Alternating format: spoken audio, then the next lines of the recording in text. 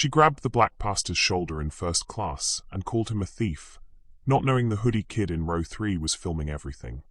And when she persisted even after seeing his paid ticket, she sealed her fate because Reverend Robbie Porter's son Elias owns the entire airline, and the moment that video hit his desk, Delia Haines' career was over, but the personal judgment that followed would destroy everything she had left. On Monday mornings in Atlanta, light hits the airport like a choir coming in on the high note. Glass shining, escalators humming, voices braided into a single forward motion. Reverend Robbie Porter moved through it the way he did everything. Unhurried, noticing. He wore a white double-breasted suit with gold buttons that caught the light as if it were tuning itself to a brighter key. A battered leather Bible rode in his hand without needing to be held. It had learned the shape of him long ago. He'd kissed his wife on the cheek before dawn, promising to text when he landed. He'd prayed the simple prayer he admitted to when reporters asked, "Lord, help me be useful today," and checked that the scholarship committee's minutes were in his bag. The conference in New York expected him to speak on financial transparency in ministry, a subject he had learned by bruises rather than books. He had seen small churches broken by secrecy and big churches seduced by glitter. For 25 years he'd taught the same lesson from different angles. It's not holy if it can't stand a light. "Good morning, Reverend," said the TSA agent who recognized him from a news segment about the winter coat drive. She handed back his ID with a smile that meant more than the laminated card. In line for coffee, a janitor waved, still wearing the orange beanie the church had given out when the cold snap hit. Robbie paid for the man's coffee and slid the receipt into his wallet, chuckling at himself for keeping receipts at all when he was headed to a conference that would praise such habits as if they were miracles. At the gate, first class boards early, and he did as he was told. The cabin was a small country of quiet blue seats and overhead bins that clicked shut like carefully kept secrets. He placed his carry-on in Tua's bin, the Bible on his tray table, and glanced out at the wing with a child's fascination he never lost. Flight 227 to New York would take less than 2 hours.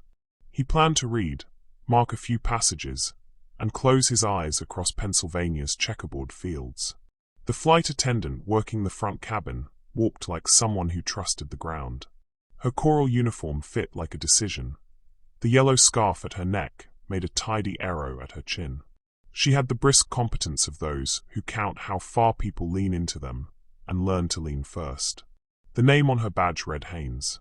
Robbie nodded when their eyes met, the way one nods to a neighbor in the produce aisle. She didn't nod back. The glance, quick as a coin flip, flicked from his suit to his rings to the Bible and back again. He'd seen that look before, in bank lobbies, at hotel counters, sometimes in church pews when a visitor expected the pastor to appear older, thinner, grayer, poorer. The look always landed like a measuring tape with its little steel teeth. He breathed in, breathed out. Atlanta had taught him to do both without making a scene of it. Other passengers filled the cabin. A woman in scrubs rubbing her eyes. A man whose hair looked like it had been combed by the wind. A young guy in a hoodie whose sneakers were so clean they squeaked. The cabin settled. Buckles clicked. The low thrum of decisions was replaced by the higher hum of compliance. Then Haines was there, her shadow crossing his sleeve, hands settling on his shoulder with the confidence of someone who has practiced this very gesture in the mirror. The pressure wasn't violent. It was firm enough to make the gesture mean more than the words that followed. "Sir," she said, pitched so that row 3 could participate. "First class is for ticketed passengers, not opportunists who swindle donations." It was not the first time a sentence had tried to degrade him by being clever. He let the Bible lie where it was, opened like a mouth that had decided not to speak, and reached for his wallet. The boarding pass slid free with a whisper that sounded louder than it was. He held it without flourish. "It clearly reads 2A, paid," he said, the vowels soft as the fabric of his jacket. She glanced. He watched the moment her eyes took in the truth, and refused to let her heart accept it.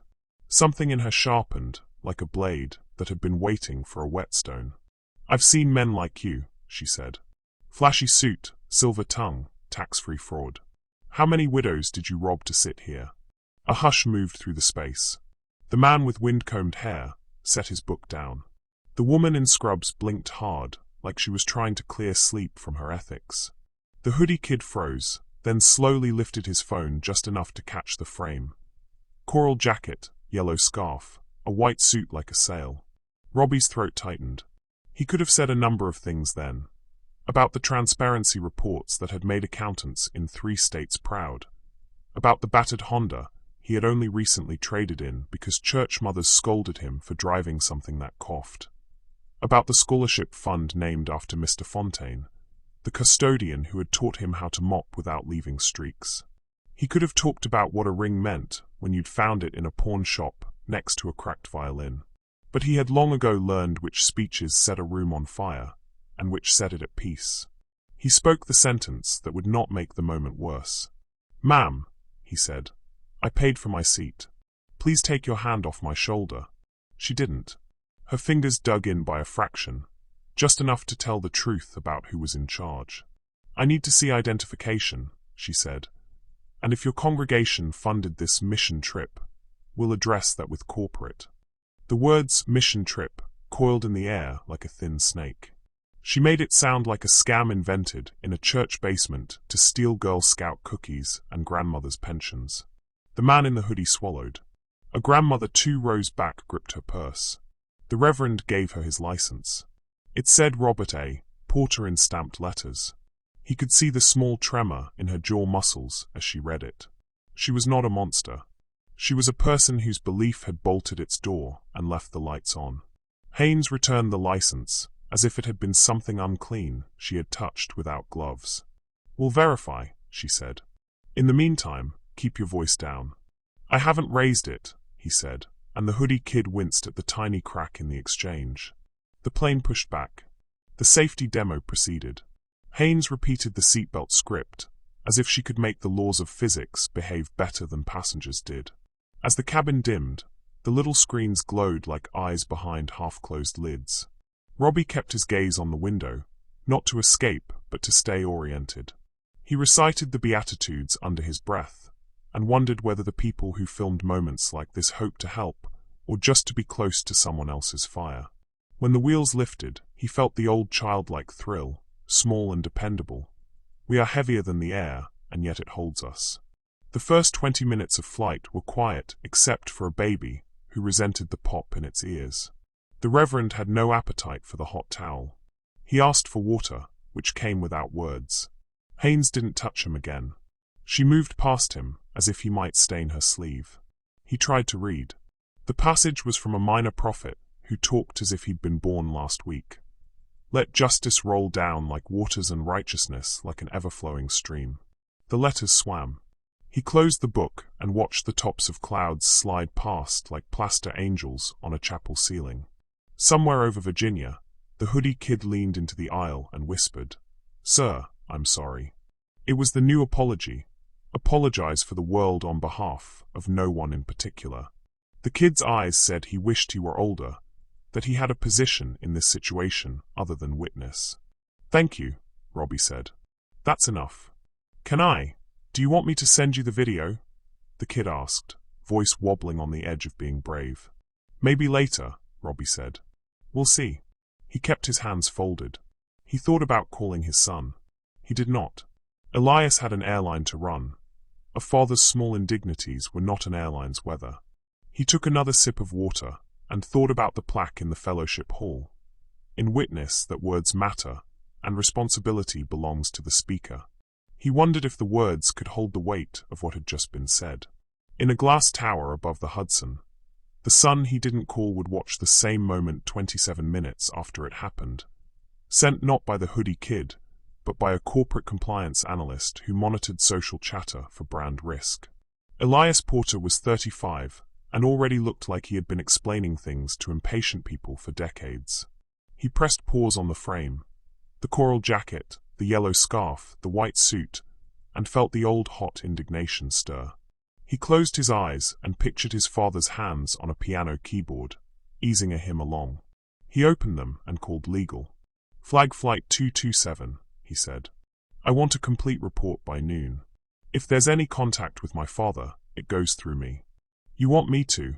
The general counsel began, then hesitated. Follow policy, Elias said. Aggressively. Elias had never hidden that he bore his father's last name, but he had not advertised it either. When he'd acquired the controlling stake in the airline, he had done it in a blaze of mirth and quiet. He didn't want anyone to assume he knew how to fly an airplane because he'd been raised on a pastor's prayers. He could read a balance sheet like other men read novels. He wanted that to be the reason he sat in a corner office, not a sentimental story about a humble childhood. And yet the story was always there, waiting to be told when the world asked who you were. He stood at the window and watched a ferry push across the river, its wake drawing a white line as clear as a signature. He imagined the hand on his father's shoulder and how much force it had not taken to make his father small. He had become successful by learning to change systems, not simply people. But this was a person. Her badge would have a number. Her training history would have sign-offs. Her name would be unremarkable. Her consequences would not be. Back in 2A, the plane descended. The wheels met the runway with that soft thud that feels like forgiveness. The baby stopped crying, as if gravity itself had soothed it. The Reverend waited as the cabin performed its rituals.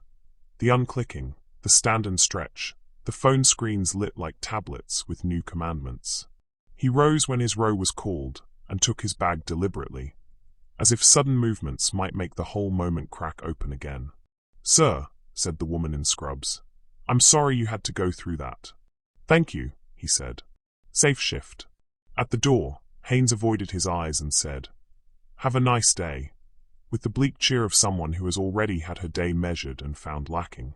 He walked past her with the dignity of someone who doesn't need an apology to be okay, but knows an apology would be good for both of them. In the terminal, a young man in a hoodie appeared at his elbow. "I'm the one from row 3, he said, as if there had been two. "If you need the video, I can airdrop it." "Send it to the address on this card," Robbie said, taking one from the slot in his wallet that had once held a YMCA membership. "If you like." He walked out into the city light and let it warm his face. He thought of the conference panel he would join, the language he would use, the care he would take not to let his story crowd out the larger one. That the work of the church is boring, necessary, glorious in proportion to how much it looks like patient accounting. He hailed a cab like a man who had hailed 1,000 and took it to the hotel, where a concierge greeted him with a dignity that felt like water.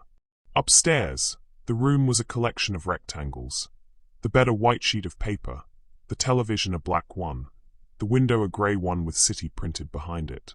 He called his wife. He kept his voice cheerful. He told her about the panelists he would see, about the soup he might order, about the chill that would catch in the evening. He did not tell her about the hand on his shoulder. He would later. Not yet.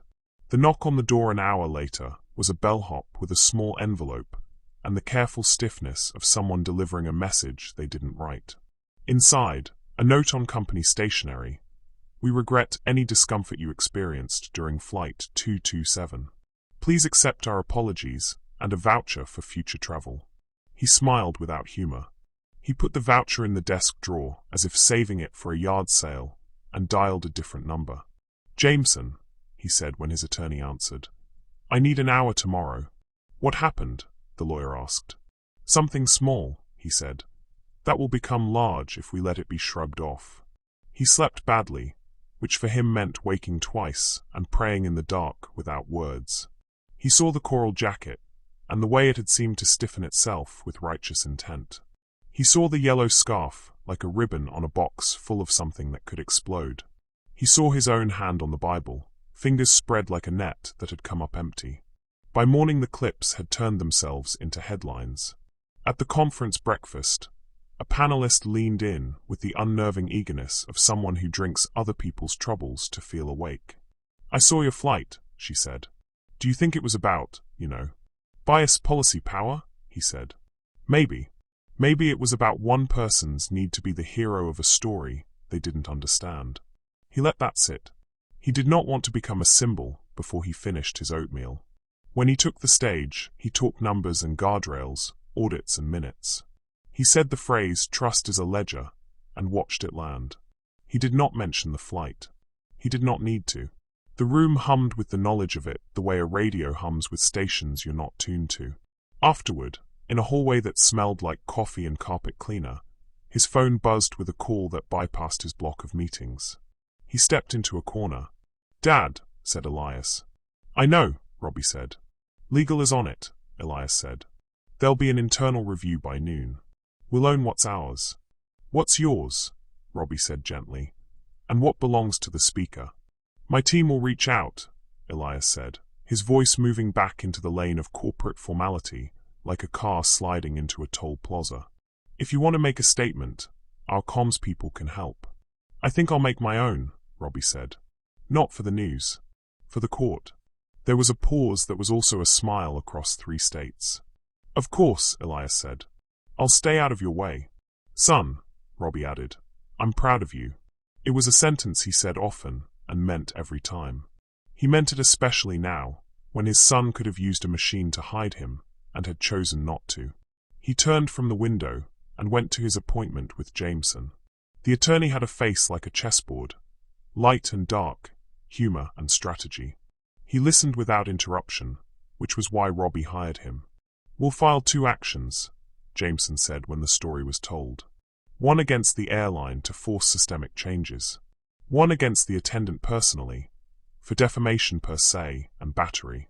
The video helps. The crowd helps. The fact that she persisted after seeing a paid ticket helps a lot." "I don't want the airline to pay for what one person chose," Robbie said. "I want the airline to learn. But I want her to be responsible." "She will be," Jameson said. "That's what the law is for when it's behaving. We'll also add a complaint under the Public Accommodation Statute. In this jurisdiction, individuals can be fined for discriminatory harassment." "You think a judge will go for it?" "I think the law goes for it," Jameson said. "Judges just drive the car." Robbie laughed, relief slipping through like sunshine around a shade. "All right," he said. "Let's make the filings." He left the office with a copy of the draft complaint and a feeling he recognized from the rare occasions he had agreed to be in a choir procession. It was not triumph. It was order. The feeling you have when people are lined up behind you and the aisle is clear and you're walking towards something you need. For a moment, at the crosswalk, he let the city push past him. He thought of Haines, not as a villain, though it would have been easy. The world is always recruiting villains, and he would not conscript her. He thought of her as a person whose certainty had been fed the wrong diet until it turned mean. He wondered who had told her that being right meant being cruel. He crossed with the light. If you had been in row 3, phone in hand, would you have spoken up or kept filming? Would you have pressed the call button or met the Reverend's eyes and done nothing? I'm curious what you think. What would courage have looked like in that cabin? He returned to the hotel and wrote his speech for the evening panel, this time adding a line he had not planned. "We err when we mistake suspicion for discernment. One is noise dressed as virtue. The other is quiet and checks its facts." He underlined the sentence once. He imagined the room nodding. He imagined one person hearing it and changing nothing, and another hearing it and changing more than he would ever know. Back in the tower, Elias fielded 3 calls from board members, 2 from journalists, 1 from a cousin who always wanted tickets. He drafted a statement that condemned the behavior without placing his father on a pedestal. He authorized the internal review. He sent a private note to training asking for a module proposal.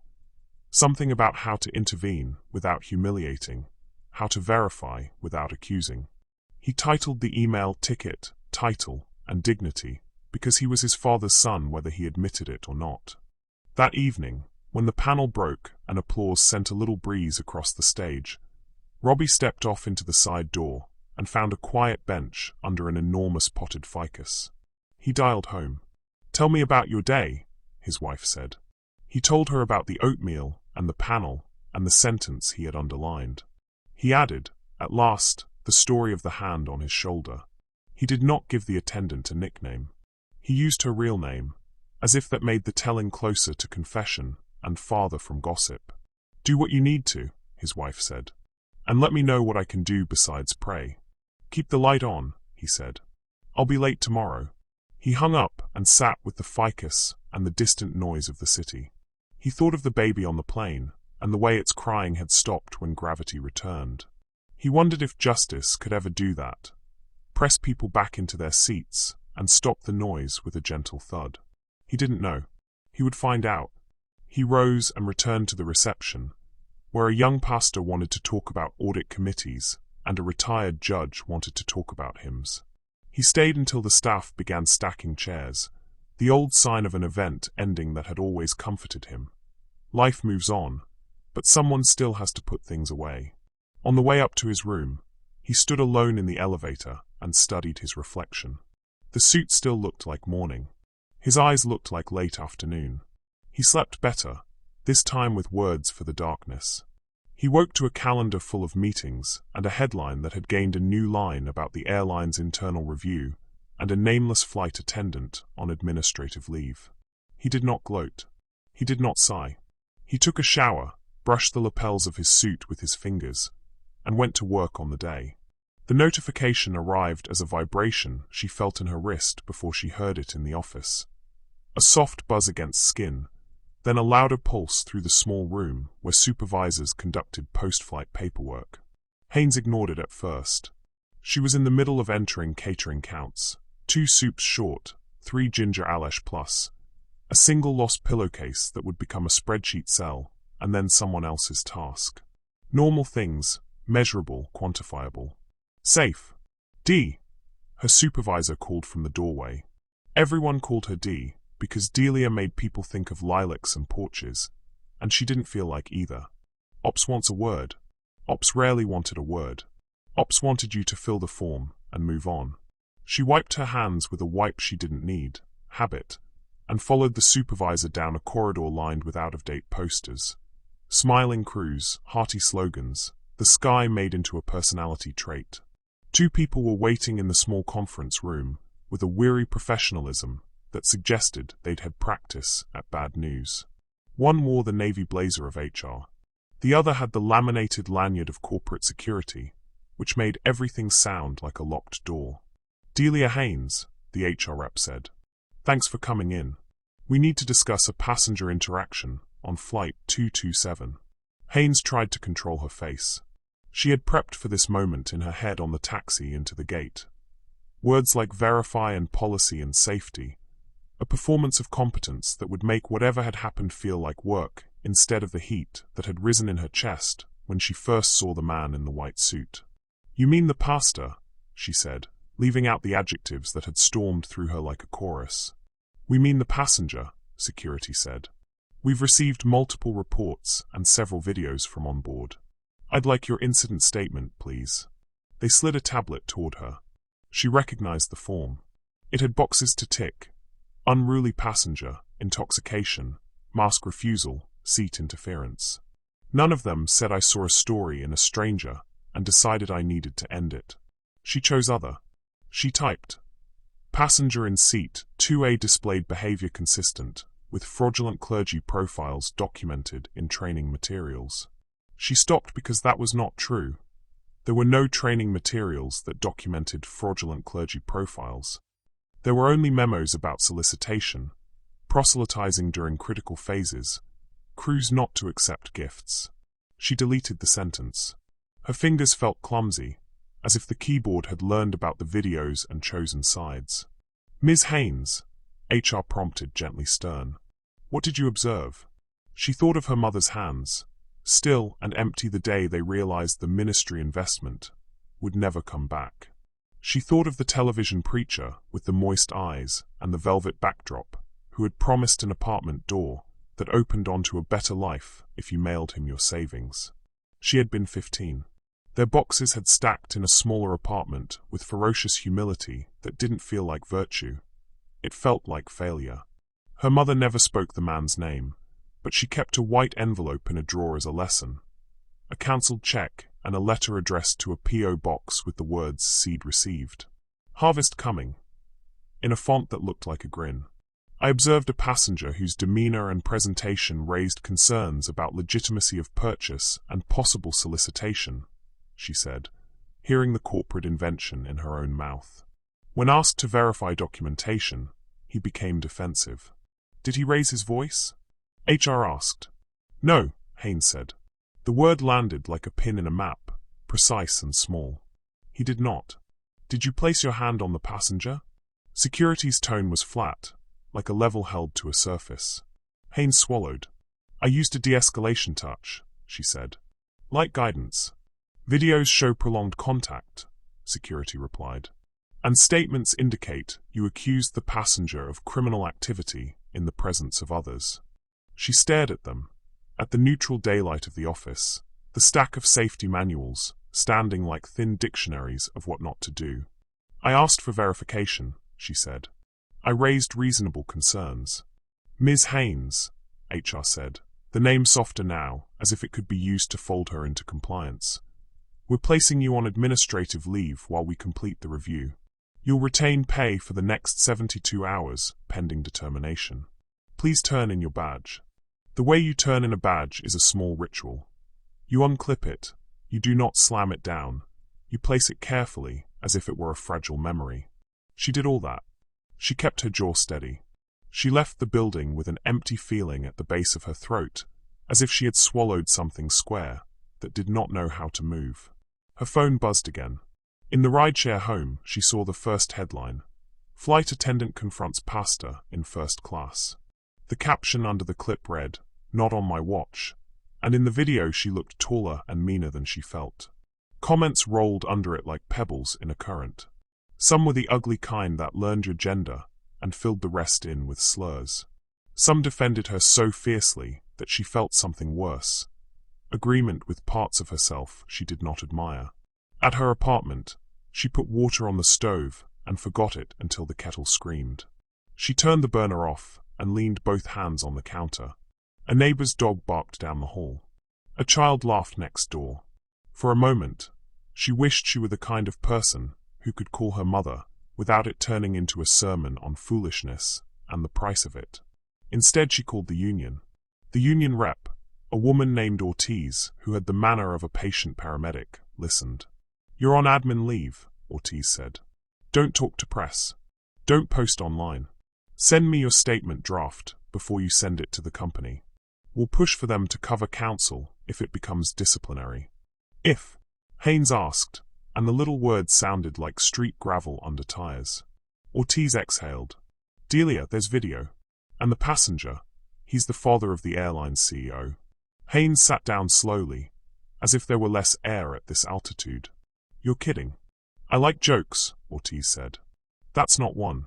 Also, the passenger is well known in his community. There's talk of legal action. Against the company? Against you, Ortiz said. Personally. Defamation assault. Maybe the Attorney General's office, if they involve civil rights statutes. The air moved out of the room, and did not come back right away. Haines reached for it, as if it were a scarf she could pull into place.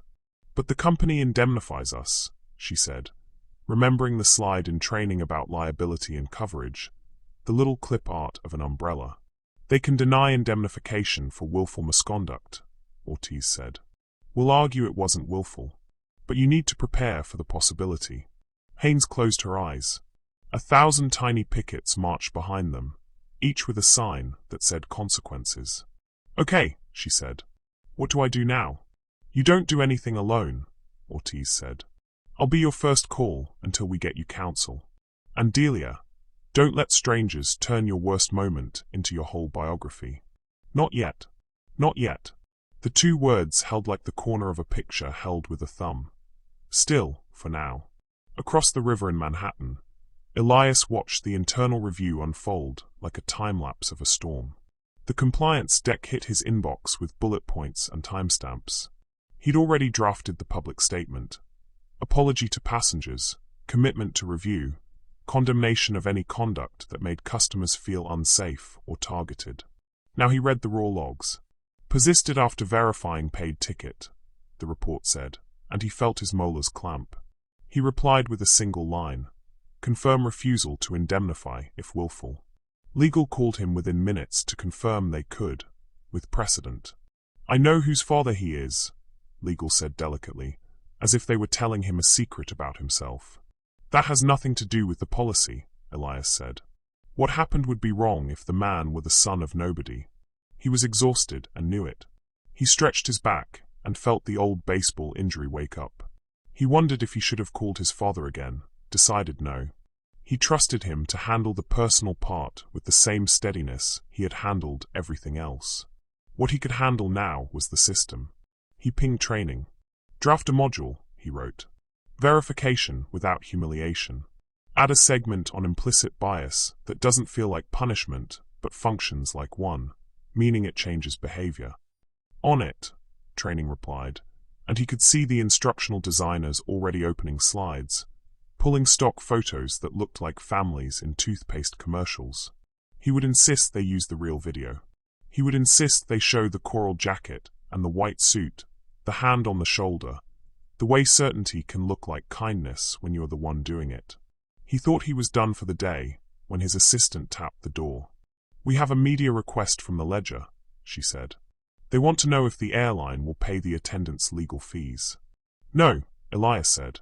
"Do you want me to say policy doesn't allow it?" "Say the truth," he said. "Policy allows indemnification at the company's discretion. We decline in cases of willful misconduct." She nodded, because he'd hired her for that, the ability to hear hard edges and not sand them down. One floor below, the general counsel drafted the formal letter that would become a line in an article. The company will not indemnify Ms. Haines for claims arising out of her willful, policy-violating conduct. His finger hovered for a moment over the send key, thinking about the human on the other end. Then he sent it. Back in Georgia, in a church office that smelled faintly of coffee and hymnals, Reverend Porter returned to his work like a farmer after a storm. He had filed the suits that morning. Jameson had pressed his hand, said, "We'll serve her today," and the papers went out into the world like expensive paper airplanes. Now he sat with Sister Lila, whose grandson had relapsed. "I keep thinking I should have seen it," she said, fingers rattling a tissue into confetti. "That a grandmother knows. I was looking right at him, and I didn't see." "People can be a mystery even to themselves," Robbie said. "Seeing him clean won't make him clean. Seeing him drifting won't sink him. What we can do is set out a light. People decide whether they follow it." She breathed like someone who remembered how. "I saw your flight online," she said. "I'm sorry." "Thank you," he said. He did not add anything. He did not turn comfort into content. Between appointments he sat at his desk and wrote a letter to his congregation that said the thing the headlines would not. That anger is a scorching tool and badly suited to building anything that lasts. He closed with the sentence he had underlined for the panel. "We err when we mistake suspicion for discernment. One is noise dressed as virtue. The other is quiet and checks its facts." He wondered if Haines would ever read it. He didn't write it for her. He wrote it for the men and women in his pews who might one day be tempted to treat a cashier or a clerk with a righteousness that hurt. Late afternoon, Jameson texted, "Served." He looked at the word the way a sailor looks at weather, registering, adjusting. He thought of Haines opening a door and finding a stranger's hand extended with a packet of documents held like a gift you did not ask for. He thought of her setting the papers down and feeling, perhaps for the first time, the full weight of what had happened. He prayed, because it was what he knew to do, that her humiliation would make her kinder, not harder. When the server knocked, Haines expected a neighbor. The man had a neutral smile and a fedora that seemed like a prop. "Ms. Haines?" he asked. "Yes." "You've been served," he said, and placed the papers gently in her hand. He didn't run. He didn't tip his hat. He just left his job done. She sat on the couch and read the first page. The words felt like a season. Superior Court, County of New York. Complaint. Plaintiff, Reverend Robbie Porter. Defendant, Delia Haines. Causes of action, defamation per se, assault/battery, intentional infliction of emotional distress. And a second packet, notice of claim under Public Accommodations Civil Rights Statute. There were paragraphs under each heading, dense with facts that were really stories without adjectives. On information and belief, defendant accused plaintiff, in a public setting, of criminal fraud and theft. Multiple witnesses corroborate identical phrasing. She saw her own sentences placed inside quotation marks, and felt the oddness of words she had said becoming things that could cost her money and reputation and sleep. At the back of the packet was a number, $900,000. The complaint did not ask for it in those exact words. Complaints rarely name a sum, but the press release she had also seen online did. The articles had done the math for her: compensatory, punitive, civil penalty. The way someone would total grocery items and know you couldn't afford them. Her phone lit again. A text from Ortiz. "We'll set you up with counsel. Don't answer anything without me. We'll fight the civil penalty. We'll argue good faith. Also breathe." She set the papers on the coffee table and leaned back until her head rested on the couch cushion. The ceiling had a faint crack in it, a seam like a healed scar. She closed her eyes and saw the white suit and wondered when she had first decided that white meant arrogance. She could not remember. Perhaps it had been on the day they moved into the smaller apartment, and the pastor on TV had used the word blessing like a threat. Perhaps it had been 1,000 tiny moments, none of them legal, all of them loud. She did not cry, because crying felt like being sentenced to the kind of weakness she'd been running from since she was 15. She got up, made another cup of tea, and opened her laptop. She wrote an apology she did not intend to send. "Reverend Porter, I'm sorry." The words came hard, like a bolt rusty in its threads. "I mistook suspicion for discernment. I wanted to be the hero of a story that wasn't mine. I placed my hand on your shoulder because I thought authority would make my judgment true. I was wrong." She stared at the words. She closed the laptop. Not yet. News cycles are whirlpools.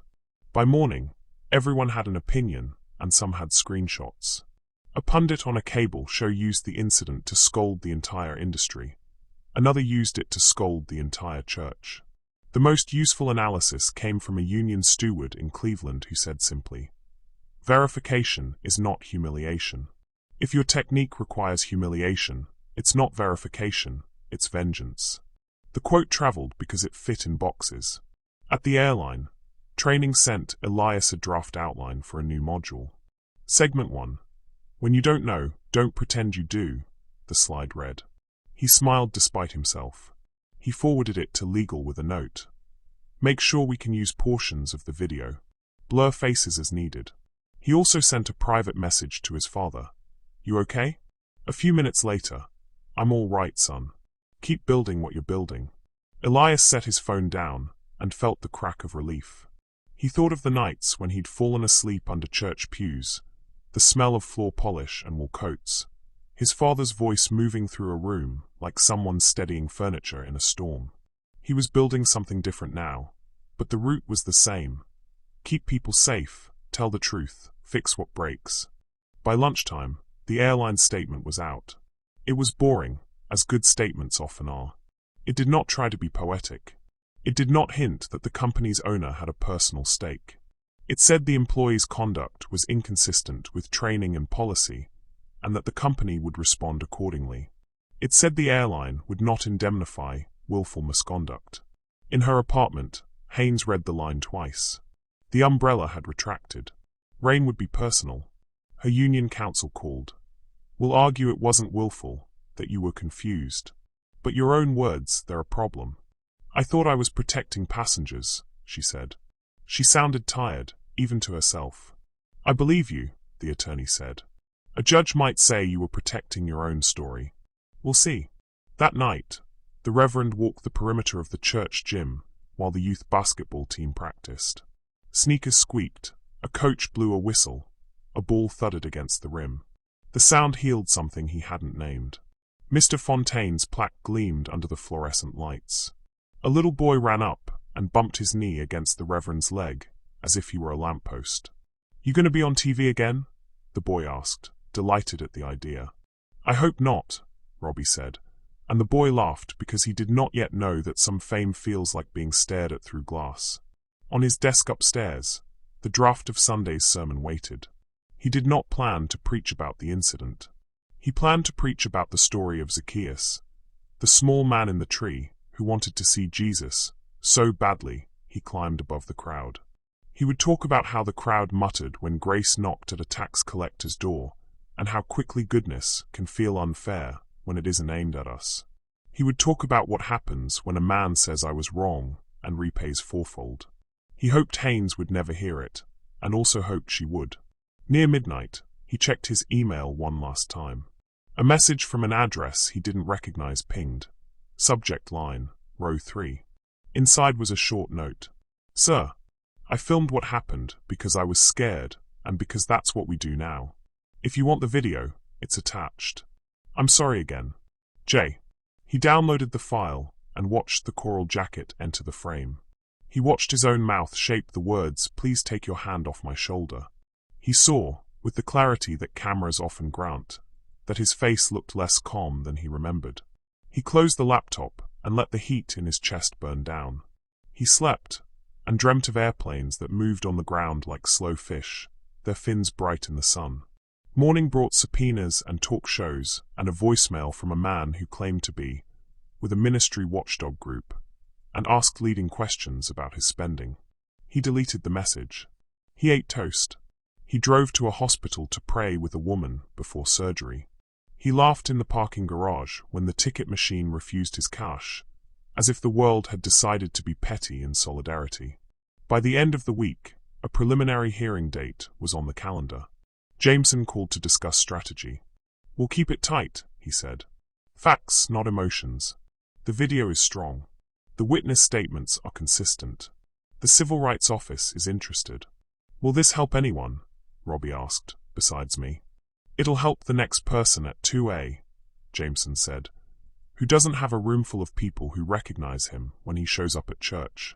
It'll help the next employee who recognizes the moment to step in and does it." "Then it's worth doing," Robbie said. He hung up and stared out the office window at the afternoon rain. It came down straight, not driven by wind, the kind of rain that makes the whole world look like a page under tracing paper. He thought of the plaque again, in witness that words matter and responsibility belongs to the speaker. He had meant it as a message to his own community. Now it had slipped its frame and was walking into court. The courthouse on Center Street pretended to be timeless, all columns and stone and echoes, but time leaked into it anyway.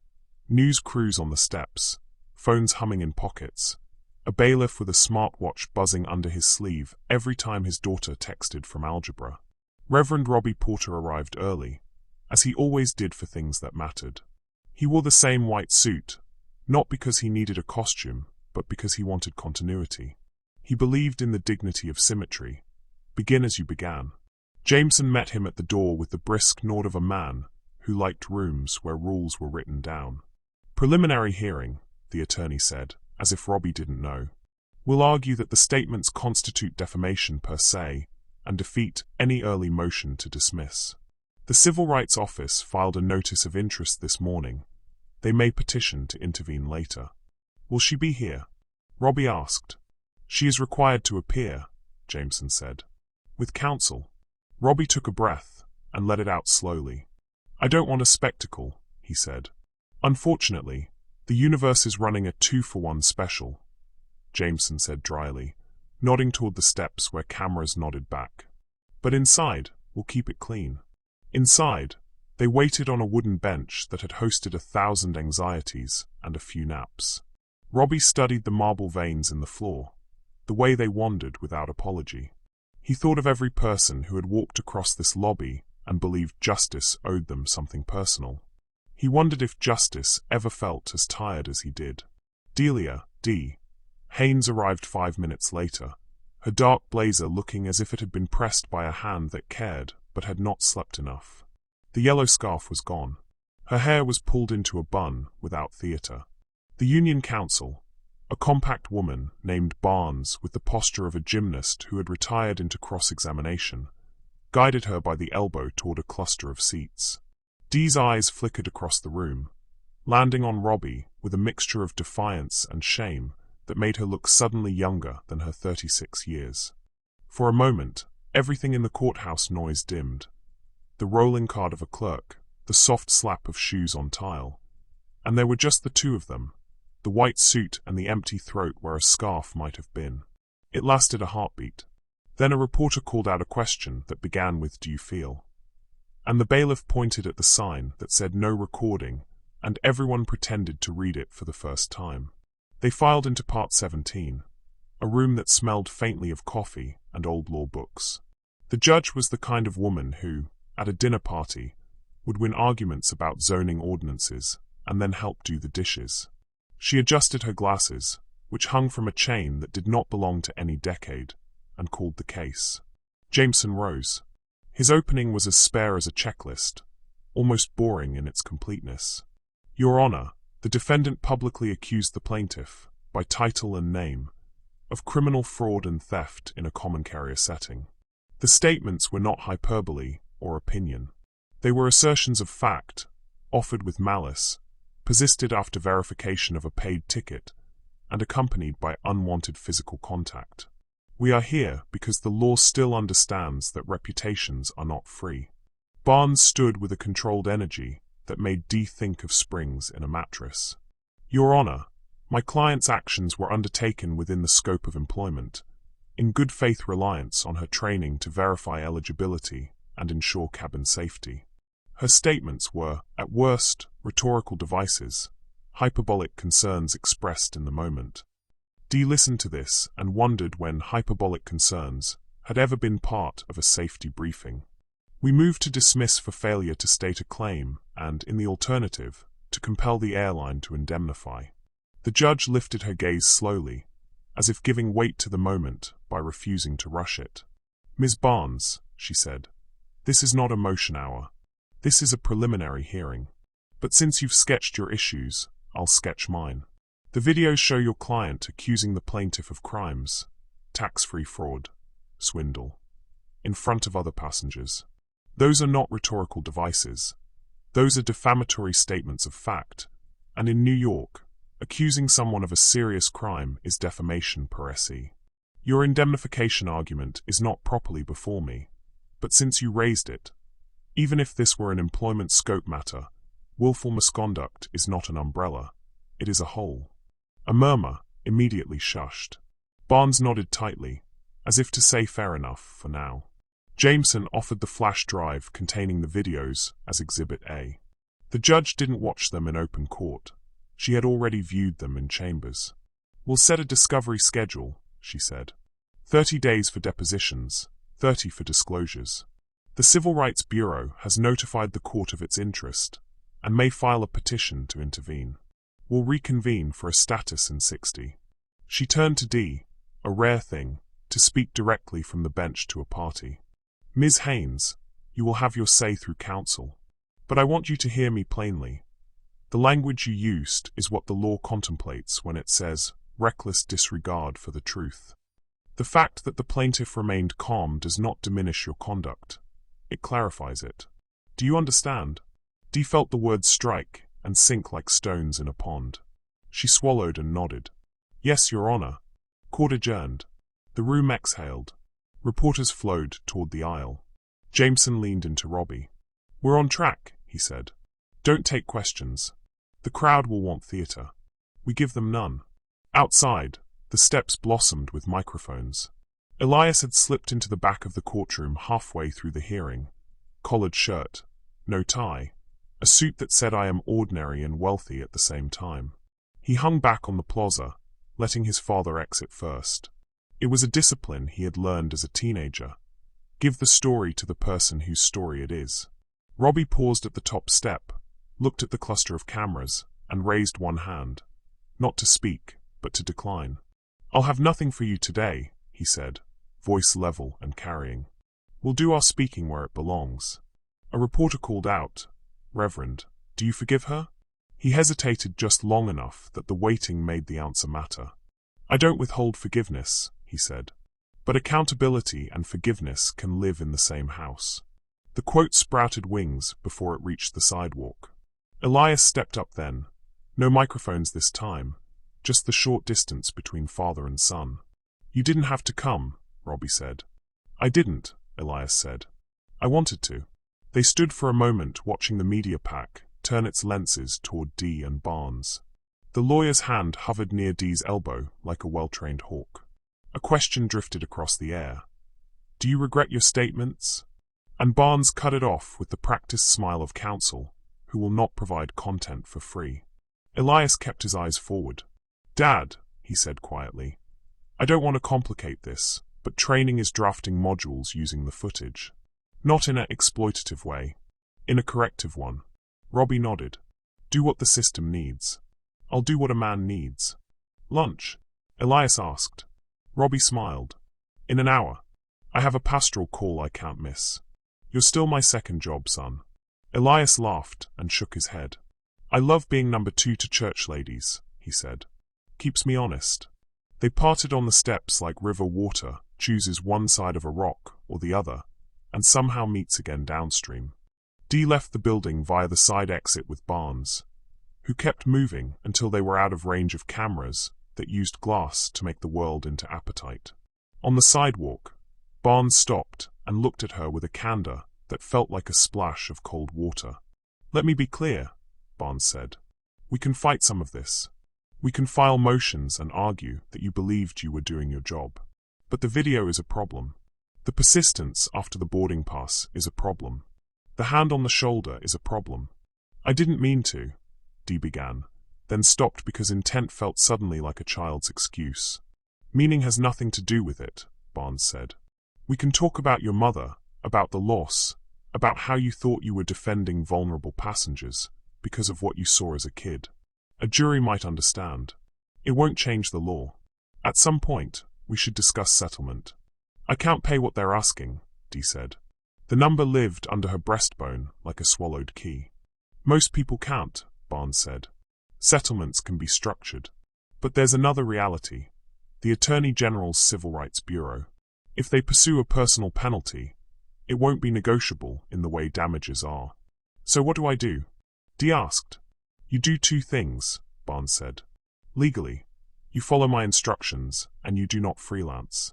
Personally, you start becoming the kind of person a judge believes is changed. That means training, letters of support, community service you weren't ordered to do.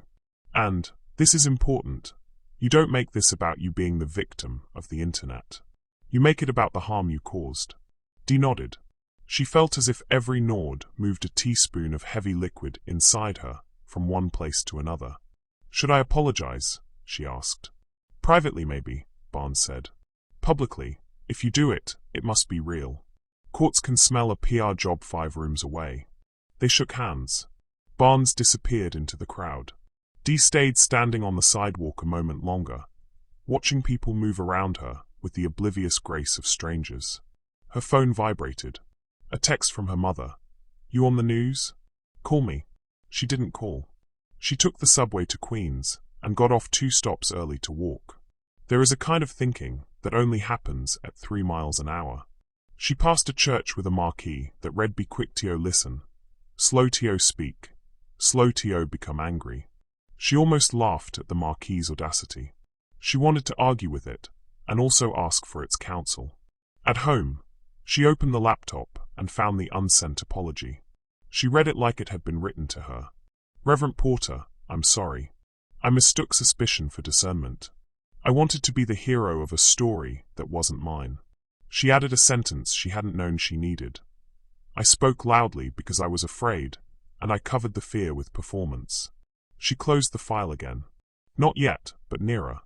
The days that followed were a slow-motion harvest of things planted in a single moment. In the break room gossip of the base, in union group chats where older attendants counseled caution and newer ones burned with righteous opinions, in emails from passengers who sent either hate or help, Dee learned what it means to be seen too much and not at all. A few crew members sent quiet messages that said, I've had the thought you had, and I'm terrified of it. One sent a single line, verification isn't a stage. She signed up for a de-escalation course offered by a non-profit that trained bus drivers and ER nurses. On the first night, the instructor, an ex-metro conductor with eyes like a detective, asked, What's the tool you use when your story about a person is louder than the person? A hand shot up. Policy, someone said. Nope, the instructor replied. Pause. Policy is what you consult after the pause. Skip the pause and policy just becomes your hammer. Dee wrote pause in her notebook in letters that looked like they had been cut from cardboard. Across town, Elias sat with his board's risk committee, where words like exposure and brand damage and training gaps came dressed as graphs. He answered questions without becoming defensive, which is the rarest management skill. "We can't fix every human failing," he said. "We can reinforce better defaults over time." Then he added, because he wanted them to hear him as both executive and son, "And we can communicate that accountability has a shape. It looks like consequences for people who choose harm." After the meeting, an older board member placed a hand on his arm. "You're handling this well," she said. "The distance and the care." "I'm rehearsing something my father taught me," he said. "Be kind. Be clear. Be both at once if you can." "Hard to do," she said. "Worth the repetitions," he said. At church, the congregation's reaction had the texture of family, messy, protective. Some wanted to flood social media with lengthier versions of the story that gave it sharper edges and a villain more satisfying than a flawed human being. Some wanted to avoid mentioning it at all, as if silence would shrink the thing back into a private annoyance. On Wednesday night Bible study, Robbie settled them with a wave. "I know you've seen the headlines," he said. "I don't need your outrage. I need your prayers. Better yet, I need you to carry this into the world in ways that look like our faith when it's well behaved. That means no gloating online, no gotcha replies.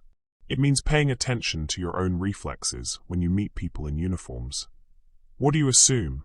Who do you imagine you are in the story? It means remembering that we are not better than anyone else because we happen to catch someone else's worst day on camera." A hand went up. Teenagers always test a thesis with a question that sounds like a challenge and is actually a plea. "Pastor," a boy said, "but what happens if she never apologizes? Like, do we just let it go?" "No," Robbie said. "Letting it go is not the requirement. Letting it own you is not the requirement either. Justice is a long hallway with many doors. Forgiveness is one of them. Consequences is another. We can walk through both." He went home lighter than he had been that morning. Not light, but lighter. Enough to make tea and sit on the porch with his wife, while the ice in her glass clinked like someone practicing a difficult song. Discovery began. Lawyers traded documents like chess pieces. Depositions were scheduled. In a conference room on the 12th floor of a building with an aggressively friendly lobby, Dee sat under fluorescent lights and told the story into a microphone, each sentence carefully arranged like glassware on a crowded shelf. Jameson asked questions gently and precisely. "When you say I've seen men like you, who was you in that sentence besides the plaintiff?" Barnes objected to the form.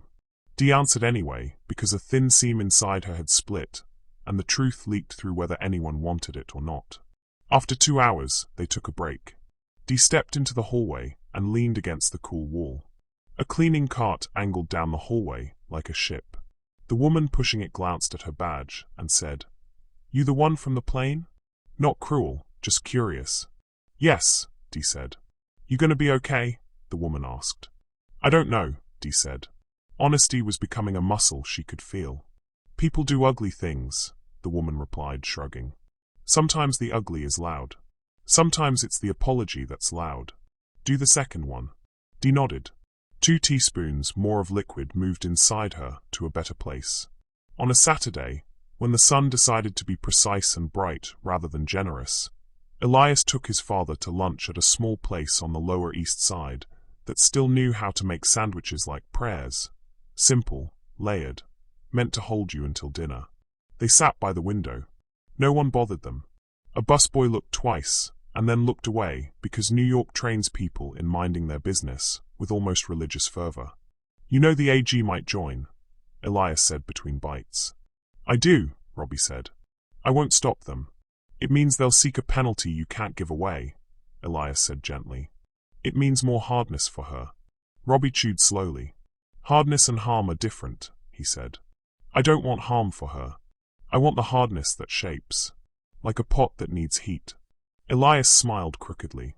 "You always make me hungry and theological at the same time." "Occupational hazard," Robbie said. "How's training?" "Good," Elias said. We have a module called Ticket, Title, and Dignity. We're not using your image. They wanted to. I said no. Thank you, Robbie said, grateful in a way that didn't need ceremony. They finished their sandwiches and walked the block twice like men who understood digestion as both bodily and spiritual. Then they parted at the subway entrance with the wave that meant we are a phone call away, and also we respect each other's time. Back in Queens, Dee opened her mail and found a letter from the Civil Rights Bureau confirming their intent to pursue a personal penalty if the allegations were proven. The number wasn't in the letter. It didn't need to be. She held the paper and thought of the yellow scarf, how it had once felt like part of a uniform that made her bigger than herself. Now it felt like a prop. She folded the letter carefully and set it in a drawer next to the not yet sent apology. She closed the drawer. She didn't lock it. That night, unable to sleep, she walked to the corner bodega and bought a pint of ice cream and the cheapest spiral notebook they had, the kind with a cover that looks like it's embarrassed to be a color. She wrote on the first page, "Things I believed that hurt someone." Under it she wrote, "That the uniform gave me wisdom instead of authority. That suspicion is a kind of heroism. That being right is the same as being safe. That humiliation proves a point. That my mother's loss is the world's warning label." She stared at the list until the ink dried and the paper buckled slightly around the words. Then she turned the page over and wrote, "Things I want to believe instead." She left it blank for a long time. Eventually she wrote, "Pause." It was a start. It was also nothing. It was both. On Sunday, Robbie preached the Zacchaeus sermon. He didn't look at the camera. He didn't say the attendant's name. He talked about tables and the people who recline at them and the invitations that scandalize because they are aimed at the wrong dinner guest. When he said, "If you find yourself defending cruelty with a story about righteousness, ask who taught you that equation," a quiet moved through the sanctuary that felt like a breeze through wheat, gentle, directional, collective. After the service, a woman in a coral blouse approached him with tears in her eyes and said, "I work front desk at a clinic. Thank you." He knew what she meant. "Thank you for giving me a tool besides my temper." He nodded and pressed her hand, grateful for the way small words can be used to build large bridges. Weeks passed with the slow precision of legal calendars. Discovery ended. The Civil Rights Bureau formally intervened. A trial date was set for early summer. Dee's union counsel negotiated, argued, filed. Jameson sharpened his opening like a pencil. Not flashy, not flourished, but able to draw what needed drawing. Elias prepared his company for the press wave that would return when testimony began. In the middle of a Tuesday afternoon, while waiting outside a courtroom for a scheduling conference, Robbie and Dee found themselves within a few feet of each other, neither buffered by counsel for a moment small enough to be allowed. They looked at each other, the way two people sometimes do when the world slides aside and says, "If you have something human to say, say it quickly." "I'm sorry," Dee said, the words falling out unhusked. "For what I said. For how I said it. For thinking the badge meant I knew." Robbie held her gaze. He didn't smile. He didn't frown. "Thank you," he said. "I accept that." He wanted to add that apology didn't erase consequence, that repentance is not a coupon. He didn't. He saw she already knew. He saw it in the way her shoulders lowered half an inch, not in relief but in recognition. Their lawyers rounded the corner, and the hallway resumed being a hallway instead of a confessional. Back home that night, Dee finally opened the drawer and pulled out the apology draft. She added 3 lines. "I cannot ask you to spare me the consequences. I can only promise to carry them without making a show out of suffering. I will learn." She sent the letter to Barnes, who wrote back 2 words she rarely wrote: "Good work." Some stories refuse to be rushed, not because they are tedious, but because they are teaching you to breathe differently. Theirs was a story like that.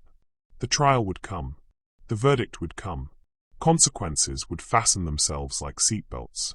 But for now, in the in-between, each person practiced the thing they would need for the landing. Pause before you speak, be clear when you do, and understand that sometimes the air holds you up, and sometimes it shakes you to teach you how to hold on. The training room at the JFK base had been a conference space in a previous life. beige walls, carpet the color of compliance, a projector that made everything faintly blue. Now a folding sign outside the door read ticket, title, and dignity, and the first class of front cabin crew filed in with coffee and curiosity, some with arms crossed, some with pens poised like small swords. Elias stood at the back in a seat that squeaked if you breathed too hard. He did not plan to speak. He planned to watch. The instructor was the ex-metro conductor whose eyes looked like they could spot a fight 2 stops before it happened. On the whiteboard she wrote a single word, pause. She tapped it with the marker. Before policy, she said, comes pause. If you skip this, your policy is just your story in a uniform. We'll practice the pause until it feels like a reflex. Then we verify without humiliation. Ready? The class watched the screen. A blurred clip played. No faces, no voices, just subtitles and diagrams. An attendant approached a seated passenger. The attendant paused, scanned the boarding pass, saw the seat was paid, and then posed the verification as a question rather than a verdict. The passenger answered. Nothing viral happened. It was almost boring. It was exactly the point. A woman in the second row raised her hand. What if the passenger actually is scamming? What if you pause and they use the pause to escalate? Good question, the instructor said. What if? Then you follow policy with backup. But notice the order. Pause first. Verification second. Consequences third. Swap the order, and you move from safety to spectacle. Elias watched his employees watch themselves in the mirror the training held up. He recognized a particular expression he'd seen on his own face in certain meetings. The realization that you had been trusting your instincts when your instincts had been trained by the wrong teacher. During a break, the instructor walked back to him. You the suit? She asked, friendly as a conductor checking a monthly pass. Guilty, Elias said. It's good curriculum, she said. The video you didn't use, the original, would have made it juicier. But I get why you didn't. It didn't belong to us, he said. It belonged to a man who already gave more than he should have had to. She nodded. You sound like someone raised on hymns. Guilty again, he said, and this time the smile reached both of their eyes. Across the river, Delia Haines sat at a metal desk in a storefront legal clinic in Jackson Heights and sorted intake forms. She wasn't ordered to be there. Barnes had suggested it. The director, a thin man with a cheerful stutter who believed in formal introductions the way people believe in handshakes, had said, "We help people push back against online falsehoods and reputational harm. You could call it the FDF, facts defending facts." "I can file and answer phones," Dee had said. "I'm not a lawyer." "Truth needs secretaries," he replied. "We don't let it do admin by itself." So she filed. She made appointments. She learned that reputations could be kneecapped by a 3-line review and resurrected by a correction written with humility and proof. She learned to say, "Let's check," instead of "I'm sure." She went home tired in a way that felt like work and not like running.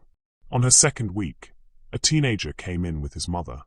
The boy had been accused of stealing from lockers at school in a post that spread faster than a rumor in a small town.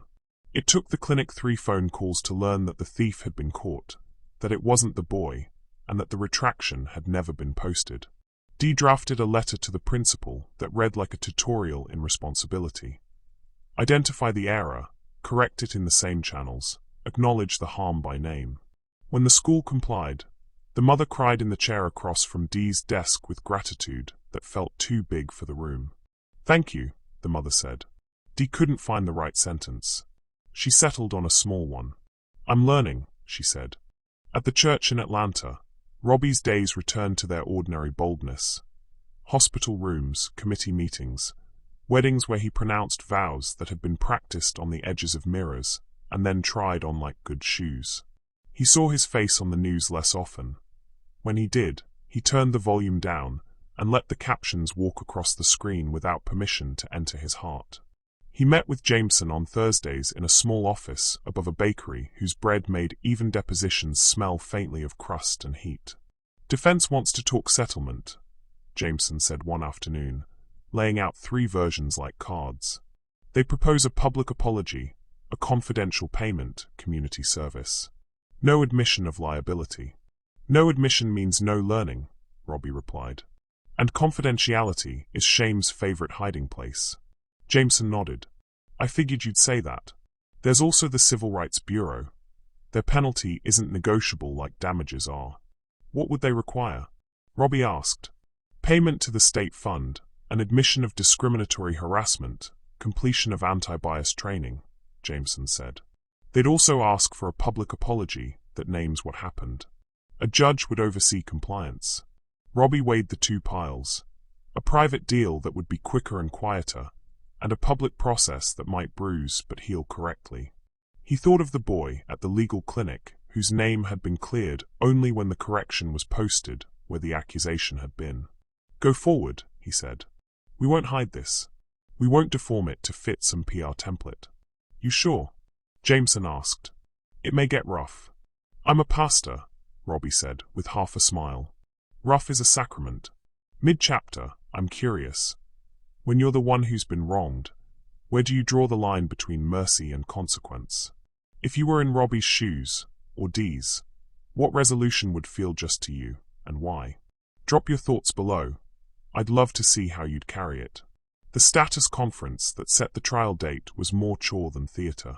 The judge had the air of a school principal announcing standardized tests. Bench trial unless either party insists on a jury, she said. Jameson preferred the judge. The law was clear, the facts were recorded, and emotion could hang coats on applause lines in a jury room. Barnes requested a jury anyway, then conferred with Dee during a recess and changed her mind, the change recorded in a short, careful sentence. Defense consents to bench trial. On the way out, a journalist with credentials flapping like a small flag hustled up to Robbie. Reverend, just a quick one.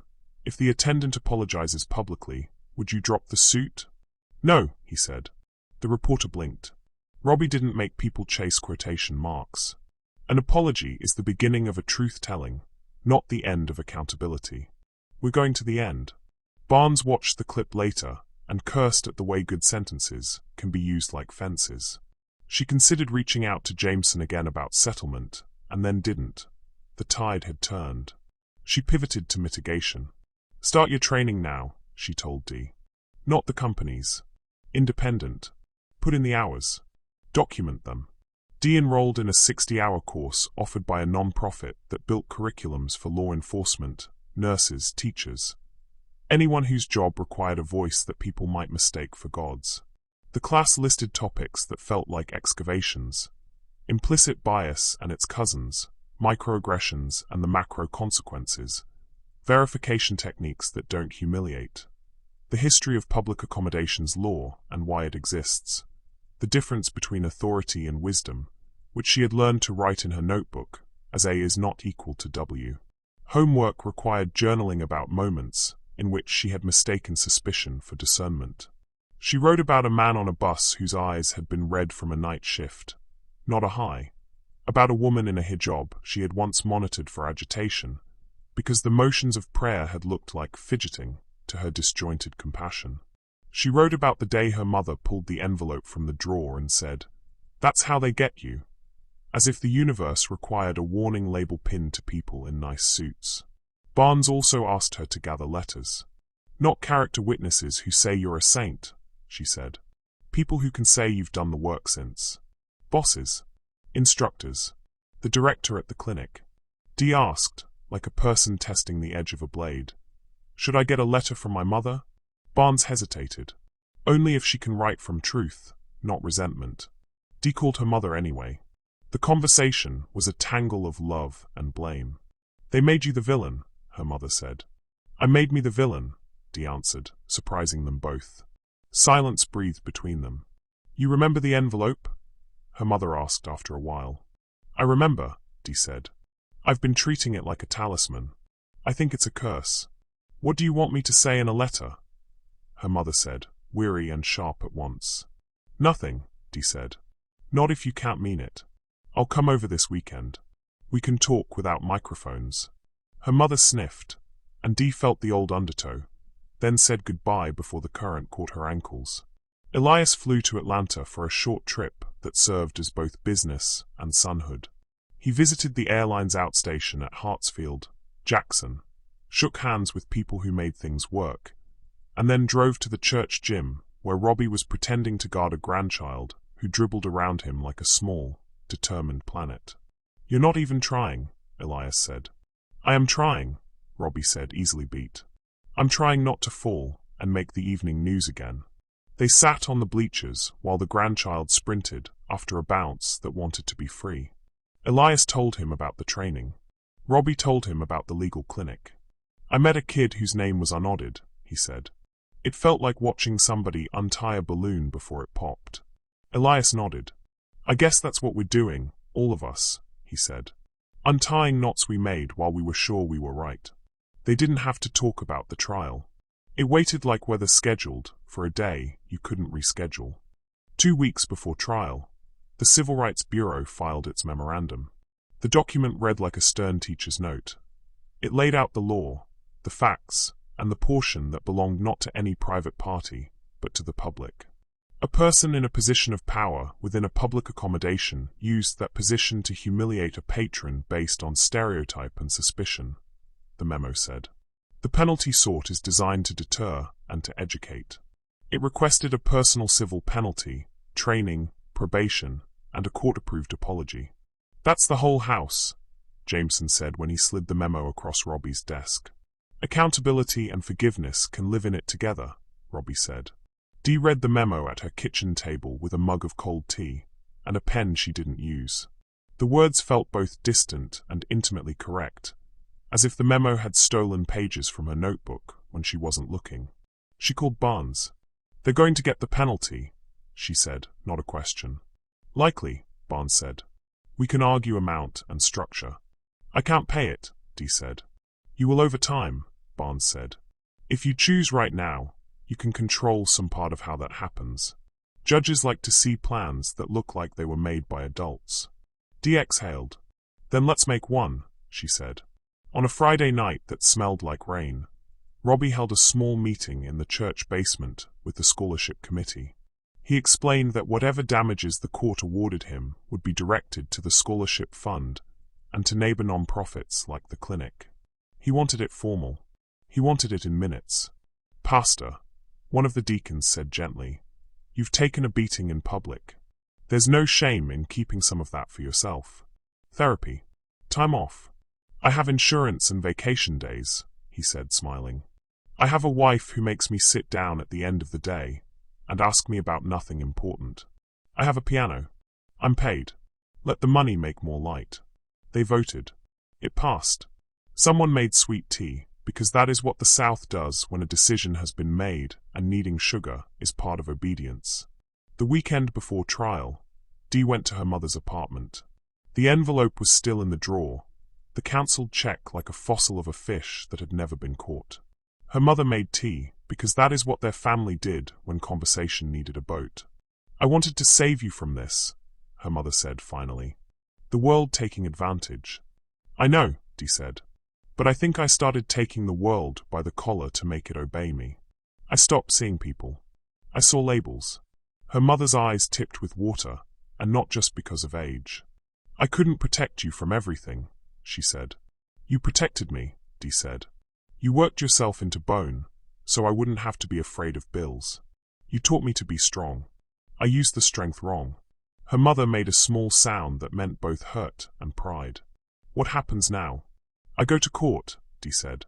"I tell the truth. I take what comes. I try to be different after, and not just in my diary." Her mother reached into the drawer and took out the envelope. She handed it to Dee. "Maybe it's time I stop using this like a scripture," she said. "Maybe we both put it away. Not to forget. To remember properly." Dee took the envelope and put it back. They drank tea, and the silence afterward felt like a quilt pulled up to their chins. Trial morning dawned with a sky the color of ruled paper. Reporters balanced on the thin lines of their deadlines. Crews checked mics. The courthouse was itself. Inside Part 17, the court officer called the case with a cadence that made everything sound like both routine and drama. Jameson's opening was a map: event, words, witnesses, law. He resisted eloquence, because the facts would do that work if you let them. The video ran for the record. The subtitles did their unspectacular job. The judge watched with the same expression she had used all term, which was the judicial equivalent of pause. Barnes opened with a narrow lane. Good faith duty, mistaken perception, absence of malice. She did not try to make Dee a hero. She tried to make her human. It was the right move and not enough. Witnesses testified. The hoodie kid, now in a collared shirt, hair combed with the gravity of being in a court record, described the scene without adding heroics to his choice to film. The woman in scrubs explained how she had felt her stomach turn because she knew what it meant to be judged in a uniform. A flight purser described the post-landing report and the awkward quiet of a crew trying to figure out how to talk about something ugly without naming it. Dee testified. Barnes guided her through the questions the way an experienced hiker guides someone across a narrow bridge. Steady, measured, never pretending it isn't a long way down. Dee did not cry. She did not justify. I believed I was protecting, she said. I was protecting my story about the world. I used the badge like a gavel I hadn't earned. Jameson asked only a few questions on cross. One of them was the simplest and hardest. When the boarding pass showed 2A, paid, why did you persist? Dee took the pause she had learned too late. Because I had decided what kind of person he was, she said. I let that decision do my job for me. The judge thanked her. It sounded like a blessing with robes. Elias attended the afternoon session. He sat behind two pilots who smelled faintly of jet fuel and coffee, a scent he had grown up around and always found reassuring. He watched his father watch the proceedings with the same attention he had used to watch a grandchild dribble. The patience was the same. The stakes were different. Court recessed at 4. Everyone stood because everyone stood. Outside, the sky had finally decided what color it wanted to be. Clear. Robbie walked down the steps. Reporters asked questions he did not answer. Dee emerged from the side door. She didn't look at him and didn't avoid looking. They crossed trajectories like aircraft at different altitudes, not colliding because someone had invented rules. That night, Elias called his father. You okay? I'm all right, Robbie said. Tomorrow will be hard. It will end, Elias said. Endings are their own kind of mercy. And beginnings, Robbie said. He set the phone down and went to the piano. He played the hymn that had held him up since he was 10. Be still, my soul. He played it not like a command, but like a suggestion that, if accepted, might make room for the next day to do what it had come to do. Day 2 came in clear and cool, the kind of New York morning that made stone look freshly scrubbed. Reporters rearranged their cords on the steps as if they could braid certainty out of copper. Inside Part 17, the judge took the bench with the same dry calm she wore like a robe beneath the robe.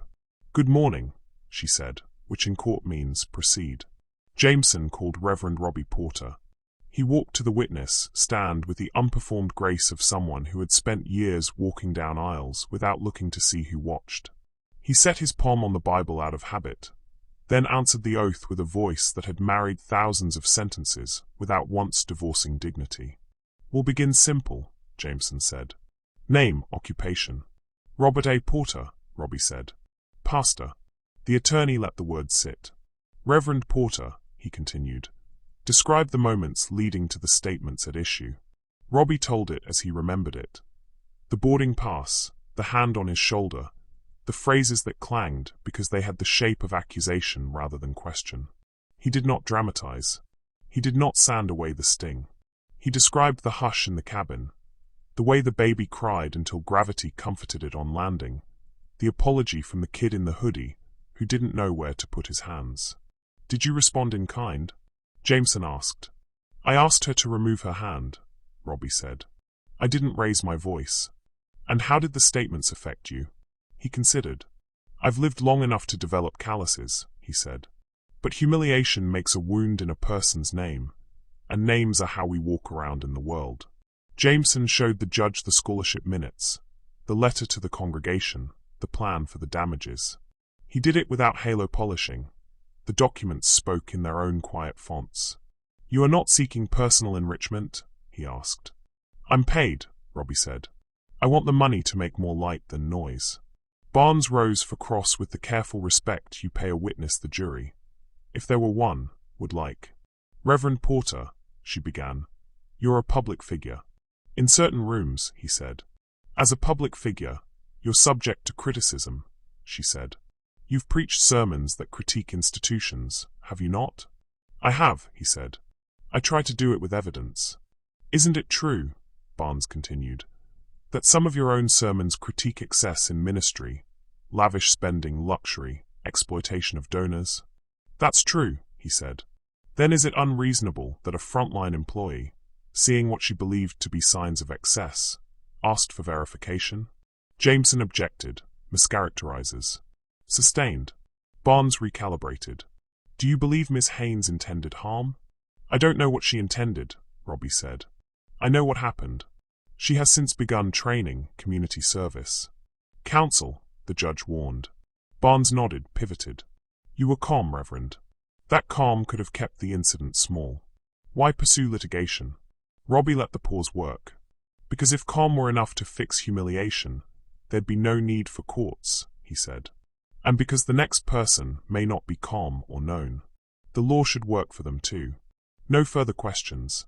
The Civil Rights Bureau called a deputy named Osha Patel, a lawyer with the kind of voice that folds scalpel and lullaby into one instrument.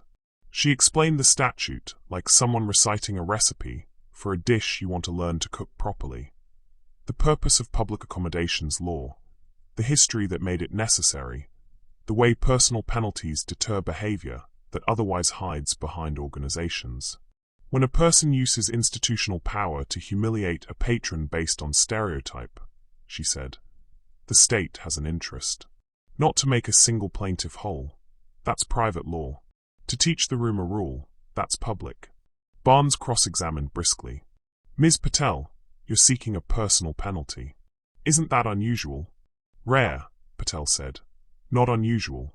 We reserve it for conduct that is both egregious and instructive. Egregious, Barnes said, tasting the word. My client asked for verification. She accused, Patel replied, precise as a level. On camera. After verification. In a way that chilled the access of other patrons. Elias listened from the back, feeling the odd twinship of pride and ache whenever the law spoke the same language he'd been trying to teach his company. He had brought no entourage, no PR shadow. He sat near a maintenance supervisor in uniform who had slipped in on a break, curiosity tucked into his breast pocket. After lunch, sandwiches eaten standing up in a hallway that smelled of coffee and copier toner. The defense called 2 witnesses. The first was a senior purser who'd flown with Dee on routes that began and ended in long hauls. She's by the book, the purser said. That day, she read the wrong book. The line earned a fleeting smile from the judge. Truth dressed as wit can do that. The second was the director of the legal clinic where Dee volunteered. He gave his name, his credentials, and then looked squarely at the judge. I'm here because I believe in consequences that teach, he said. Ms. Haines has been with us for weeks. She listens, she doesn't center herself, and she has learned the difference between, I'm sorry I got caught, and I'm sorry I did that. I cannot speak to the law. I can speak to change. Jameson didn't attack the man. There was nothing to attack. He simply asked, do you believe a sincere apology erases harm? No, the director said. But it keeps harm from breeding. Then Dee took the stand for the second day, this time to address the personal penalty issues. Barnes guided gently. Ms. Haines, tell the court why you enrolled in training before being ordered to. Because I didn't want my apology to be a performance, Dee said. Because I felt something break inside me when I watched the video and realized the hand on his shoulder belonged to a person who looked like me. What does accountability look like to you? Barnes asked. It looks like paying, she said. Money, time, discomfort. It looks like not hiding behind uniforms. It looks like me not telling this story, as if I'm the one who was wronged. Jameson stood. Ms. Haines, he said softly, did you ever contact the plaintiff to apologize? I wrote a letter, she said, throat tightening. I gave it to my lawyer. I told him to deliver it if, and when it would not be seen as manipulation. Jameson nodded, as if receiving a small parcel. Thank you. He returned to counsel table. Later, he would tell Robbie the line landed with the judge as something like respect. On redirect, Barnes asked a single question. Do you accept that apology does not erase consequence? Yes, Dee said. I accept it. The judge called for closings in the morning. The room Rose sat emptied. On the steps, microphones bobbed for sound. Robbie refused them with the same hand he'd used yesterday. Dee slipped out the side door, paused halfway down the block, and finally called her mother. I told the truth, she said, breath steaming in the cold. Whatever comes will be the right size. Her mother was quiet for a beat, then said, I'm proud of you for not making a show out of sorrow. That night, Elias stopped by his father's hotel with a paper bag that smelled like good soup. They ate at the small desk, elbows touching, the window showing a city that looked like circuitry. You did well on the stand, Elias said. I told the truth, Robbie answered. Easier than memorizing something clever. You see her testimony? Elias asked. I did, Robbie said. He looked into the middle distance, which for him meant into the nearest person's heart. She's a person in motion. The court will do what it needs. You sure you want to press the whole way? Elias asked. It wasn't doubt. It was invitation. Whole way, Robbie said. Not to break her. To break the habit. Morning brought closings. Jameson began with the plain line he had practiced until it felt like air. When the law speaks of defamation per se, it means particular words wound without proof of damage because the damage is obvious. Thief. Fraud. Those were spoken in a public place with persistence after proof to the contrary. Add the unwanted touch and the statutory framework for discriminatory harassment, and the elements are complete. The plaintiff does not seek vengeance, he seeks clarity. The defendant need not be a villain to be responsible. She need only be wrong and unwilling to pause. Barnes rose last. She did not attempt alchemy. She embraced plainness too. Your Honor, my client failed to pause. She mistook suspicion for discernment. She's doing the work to change. We ask that any penalty be stern but survivable. We ask that the court acknowledge good faith employment context, the absence of profanity or threats, the post-incident conduct. We ask that accountability be shaped in a way that teaches rather than destroys. The judge thanked them and took the matter under advisement. I will issue my decision within the week, she said, which in court means soon enough to be painful. On the sidewalk afterward, a reporter shouted, Reverend, are you satisfied? Robbie didn't break stride. Satisfaction is for appetites, he said. I want justice. Dee walked 3 blocks before allowing herself a bench. She sat, palms on her knees, and watched a dog chase an invisible enemy in circles. She thought of the training room whiteboard, pause, and wrote the word on her palm with a ballpoint pen, as if she could carry it out of court and into every future gate, aisle, sidewalk. Her phone buzzed. A message from the clinic director. Proud of your testimony. Shift tomorrow? She typed back one word. Yes. Back at the airline, Elias stood again in the training room at JFK, while a new class watched the blurred clip. The ex-Metro conductor tapped pause. If you ever feel the urge to make a speech, she said, you've already left your job. Elias looked at the word and thought of the courtroom, the marble, the bench, his father's hand on the Bible, and then on a paper cup of soup. He thought of Dee's sentence, money, time, discomfort, and felt the gratitude that comes when people choose to grow in public. He sent a message to corporate comms. Whatever the ruling, we respond with specifics, not adjectives. Then he put his phone away. Some work required both hands. That evening, Robbie walked through his sanctuary while the cleaning crew vacuumed, the noise loud and comforting. He stopped at the plaque that read in witness that words matter, and responsibility belongs to the speaker. He traced the edge with a finger. He did not pray for victory. He prayed for rightness, which sometimes arrives wearing victory's clothes and sometimes arrives in plain garments that fit better. Across town, Dee wrote a check for the first tiny installment she could afford, dated for the future, unsent. It wasn't the court order. It was rehearsal. She placed it in the drawer beside the envelope her mother had finally retired. 2 talismans. One she would not worship, one she would pay. New York moved around them, subways, soup, headlines, and the week stretched taut as a wire. Somewhere above the courthouse, clouds drifted into the shape of continents, and then forgot themselves again. The city didn't care about this small story, and cared deeply, both at once. People would take flights, press call buttons, nod at uniforms. Somewhere, a hand would hover, and then drop without touching.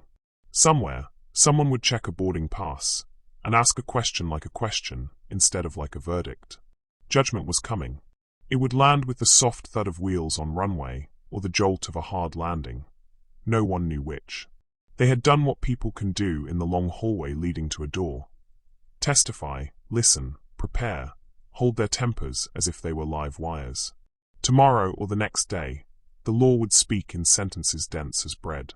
And then, whatever those sentences said, the work would go on, system and soul, policy and pause, consequence and the mercy of being allowed to try again, without pretending the first time hadn't mattered.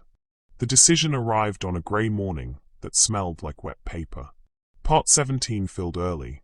Reporters ringed the back wall, laptops open like trays. The judge entered with the composure of someone who had already written what she was about to say. "This is the court's decision," she began. "After review of testimony, exhibits, and applicable law, the court finds for the plaintiff. The defendant publicly accused the plaintiff of serious crimes, fraud and theft, in a common carrier setting," the judge continued. "The accusations were presented as fact, persisted after verification of a paid first-class ticket, and were accompanied by unwanted physical contact. Under New York law, such accusations are defamation per se. The court also finds battery and intentional infliction of emotional distress established by the evidence. In light of the discriminatory context and impact, the court, as to damages, compensatory damages of $300,000 for reputational injury and emotional distress. Punitive damages of $450,000 to deter similar conduct. As to the civil penalty, a $150,000 fine, payable to the Civil Rights Enforcement Fund." Robbie kept his eyes on the seal above the bench. Dee stared at the table's dark wood. "Attorney's fees and costs to the plaintiff," the judge added. "Post-judgment interest will accrue under statute." "The judgment is personal," the judge said. "The court expressly notes the employer's refusal to indemnify willful misconduct. The defendant is personally liable. Wage garnishment is authorized up to the statutory cap, and liens may be placed on non-exempt property if necessary. Any crowdfunding used to satisfy the judgment shall be disclosed to the court." Dee swallowed. The words did not surprise her. They settled with the weary rightness of a coat she had earned stitch by stitch. Given the defendant's role in a safety-sensitive, public-facing position, the judge continued, the court orders these remedial measures. 1. Suspension of the defendant's certificate of demonstrated proficiency for 18 months. Reinstatement contingent on a clean employer review and completion of a certified de-escalation and anti-bias program, totaling at least 60 hours. 2. 400 hours of community service, half with organizations that assist victims of reputational harm. 3. Within 30 days, a court-approved public apology acknowledging defamation, public humiliation, and discriminatory harassment, with contempt fines of $5,000 per day for non-compliance. 4. 2 years court probation. Any comparable incident during probation shall accelerate any unpaid balance to be immediately due. 5. No contact and non-disparagement orders. "Accountability is not punishment for its own sake," she said. "It is instruction, judgment for the plaintiff." On the steps outside, microphones lifted like flowers trying to find sun. Robbie exited first, hand raised, one sentence ready. "We thank the court," he said. "We'll keep doing the work." He left the rest to air and concrete. Elias came down a beat later, declined comment with a nod, and texted his father. "Proud of you." The reply, "Proud of you too." He had a training call in 90 minutes and an email to draft. Specifics, not adjectives. Procedures, not performance. Dee left by the side door with Barnes. They walked 2 blocks before speaking. "You're standing," Barnes said. I am, Dee answered. I intend to keep standing. You'll need a payment plan, Barnes said. We'll propose one that doesn't insult the court. You'll also draft the apology. The clock is already ticking. I've started it, Dee said. It says the part that hurts. Good, Barnes replied. Say it plainly. On the subway, Dee watched her reflection superimpose itself on the tunnel glass. A child swung from a pole and giggled. She imagined explaining that some lessons arrive as numbers with zeros and deadlines. At the legal clinic, the director greeted her with a hand on the shoulder. Gentle, permission asked with a look. You good? He asked. I'm correct, she said. We've got one, he said. Teachers smeared on a neighborhood app. The school's council calls it gossip. Let's show them the difference. She took the file. Work would not erase consequence. It kept consequence from calcifying into cynicism. She made calls, drafted a letter, and adjusted a sentence until it carried weight without cruelty. At lunch she wrote 2 lines of the apology, then crossed one out for sounding like theater. She kept the line, I wanted to be the hero of a story. Instead, I hurt a man by casting him as my villain. Back in Atlanta, Robbie met with the scholarship committee and wrote the court's numbers on a whiteboard. 300 plus 450 plus 150. Beneath, he listed uses, tuition, apprenticeships, community programs. Set aside a portion for the clinic, he said, and for a traveling seminar for frontline workers. Title should be too plain to argue with. Verification without humiliation, a deacon offered. Sold, Robbie said. He drafted his court statement with Jameson. It ended. Accountability and forgiveness can live in the same house. We intend to keep both doors open. That night he sat at the piano and let his hands find the hymn again. Between chords he prayed for Dee, not that the judgment be lifted, but that it be useful. He prayed for his son's company, and for people whose jobs let them decide things about strangers. He prayed for the wisdom of pause. Elias spent the afternoon on video calls with base managers. Where does verification break? He asked. Where does humiliation seep in? He listened and took notes. Culture is the sum of 1,000 daily choices, he said.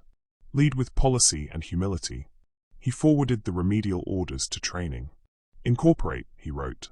Coverage sorted itself into predictable bins. Some headlines shouted the number, others passed the law. A few filmed street interviews. An ER tech said, If I humiliate a patient, I create another patient. Barnes filed the payment proposal. It read like adults had written it. Monthly amounts, garnishment schedule, a plan for liens if necessary. It included Dee's commitment to finish 60 hours of training by a date certain, to complete community service with groups pre-approved by the court, and to deliver the apology video with captions and no music, framed by a clean wall rather than a brand. No props, Barnes told her. No scarf. No uniform. The decision arrived on a grey morning that smelled like wet paper. Part 17 filled early. Reporters ringed the back wall. Laptops open like trays. The judge entered with the composure of someone who had already written what she was about to say. This is the court's decision, she began. After review of testimony, exhibits, and applicable law, the court finds for the plaintiff. The defendant publicly accused the plaintiff of serious crimes, fraud and theft, in a common carrier setting, the judge continued. The accusations were presented as fact, persisted after verification of a paid first-class ticket, and were accompanied by unwanted physical contact. Under New York law, such accusations are defamation per se. The court also finds battery and intentional infliction of emotional distress established by the evidence. In light of the discriminatory context and impact, the court, as to damages, compensatory damages of $300,000 for reputational injury and emotional distress. Punitive damages of $450,000 to deter similar conduct. As to the civil penalty, a $150,000 fine, payable to the Civil Rights Enforcement Fund. Robbie kept his eyes on the seal above the bench. Dee stared at the table's dark wood. Attorney's fees and costs to the plaintiff, the judge added. Post-judgment interest will accrue under statute. The judgment is personal, the judge said. The court expressly notes the employer's refusal to indemnify willful misconduct. The defendant is personally liable. Wage garnishment is authorized up to the statutory cap, and liens may be placed on non-exempt property if necessary. Any crowdfunding used to satisfy the judgment shall be disclosed to the court. Dee swallowed. The words did not surprise her. They settled with the weary rightness of a coat she had earned stitch by stitch. Given the defendant's role in a safety-sensitive, public-facing position, the judge continued, the court orders these remedial measures. 1. Suspension of the defendant's certificate of demonstrated proficiency for 18 months. Reinstatement contingent on a clean employer review and completion of a certified de-escalation and anti-bias program, totaling at least 60 hours. 2. 400 hours of community service, half with organizations that assist victims of reputational harm. 3. Within 30 days, a court-approved public apology acknowledging defamation, public humiliation, and discriminatory harassment, with contempt fines of $5,000 per day for non-compliance. 4. 2 years court probation. Any comparable incident during probation shall accelerate any unpaid balance to be immediately due. 5. No contact and non-disparagement orders. Accountability is not punishment for its own sake, she said. It is instruction, judgment for the plaintiff. On the steps outside, microphones lifted like flowers trying to find sun. Robbie exited first, hand raised, one sentence ready. "We thank the court," he said. "We'll keep doing the work." He left the rest to air and concrete. Elias came down a beat later, declined comment with a nod, and texted his father. "Proud of you." The reply, "Proud of you too." He had a training call in 90 minutes and an email to draft. Specifics, not adjectives. Procedures, not performance. Dee left by the side door with Barnes. They walked 2 blocks before speaking. "You're standing," Barnes said. "I am," Dee answered. "I intend to keep standing." "You'll need a payment plan," Barnes said. "We'll propose one that doesn't insult the court. You'll also draft the apology. The clock is already ticking." "I've started it," Dee said. "It says the part that hurts." "Good," Barnes replied. "Say it plainly." On the subway, Dee watched her reflection superimpose itself on the tunnel glass. A child swung from a pole and giggled. She imagined explaining that some lessons arrive as numbers with zeros and deadlines. At the legal clinic, the director greeted her with a hand on the shoulder. Gentle, permission asked with a look. "You good?" he asked. "I'm correct," she said. "We've got one," he said. "Teacher smeared on a neighborhood app. The school's council calls it gossip. Let's show them the difference." She took the file. Work would not erase consequence. It kept consequence from calcifying into cynicism. She made calls, drafted a letter, and adjusted a sentence until it carried weight without cruelty. At lunch she wrote 2 lines of the apology, then crossed one out for sounding like theater. She kept the line, "I wanted to be the hero of a story. Instead, I hurt a man by casting him as my villain." Back in Atlanta, Robbie met with the scholarship committee and wrote the court's numbers on a whiteboard. 300 plus 450 plus 150. Beneath, he listed uses, tuition, apprenticeships, community programs. "Set aside a portion for the clinic," he said, "and for a traveling seminar for frontline workers. Title should be too plain to argue with. Verification without humiliation," a deacon offered. "Sold," Robbie said. He drafted his court statement with Jameson. It ended, "Accountability and forgiveness can live in the same house. We intend to keep both doors open." That night he sat at the piano and let his hands find the hymn again. Between chords he prayed for Dee, not that the judgment be lifted, but that it be useful. He prayed for his son's company, and for people whose jobs let them decide things about strangers. He prayed for the wisdom of pause. Elias spent the afternoon on video calls with base managers. "Where does verification break?" he asked. "Where does humiliation seep in?" He listened and took notes. "Culture is the sum of 1,000 daily choices," he said. "Lead with policy and humility." He forwarded the remedial orders to training. "Incorporate," he wrote. Coverage sorted itself into predictable bins. Some headlines shouted the number, others passed the law. A few filmed street interviews. An ER tech said, "If I humiliate a patient, I create another patient." Barnes filed the payment proposal. It read like adults had written it. Monthly amounts, garnishment schedule, a plan for liens if necessary. It included Dee's commitment to finish 60 hours of training by a date certain, to complete community service with groups pre-approved by the court, and to deliver the apology video with captions and no music, framed by a clean wall rather than a brand. No props, Barnes told her. No scarf. No uniform. That night, back at her apartment, she filmed the court-approved apology for a final time. A plain wall, clear audio, no scarf, no uniform. "I accused Reverend Porter of crimes he did not commit," she said. "I persisted after proof. I used authority to humiliate. I was wrong. I accept the court's judgment, and I'm complying with it. I'm sorry." She watched it once and didn't flinch, which felt like progress of a severe kind. She sent it to Barnes, who wrote back, "Approved, post at 10 a.m, comments off, captions on." Dee set the upload and closed the laptop lid like she was putting a lid on a pod of new habits and hoping they cooked through. In Atlanta, Robbie ended the seminar by reading aloud from the handout, not from scripture. "Verification is not a performance," he said. "You're not auditioning for control. You're building trust in real time." People applauded the way tired people applaud, gratefully and with hands that mean it. At the back of the room, a hospital registrar waited until the clapping faded. "My desk is where people cry," she said. "I don't want to be the reason." "Me neither," Robbie said. "That's why we're here." He carried a crate of leftover handouts to his car because he insisted on leaving rooms better than he found them, even if that meant loading paper himself. Halfway across the parking lot, his phone pinged. A link, sent by Jameson. The subject line read simply, "Apology posted." He didn't click. Not yet. He set the crate on the trunk, let his hands rest on the cooling metal, and watched the sky think about rain. He would watch the video later, when he could receive it as a document, not a performance. He would text Jameson, "Thank you."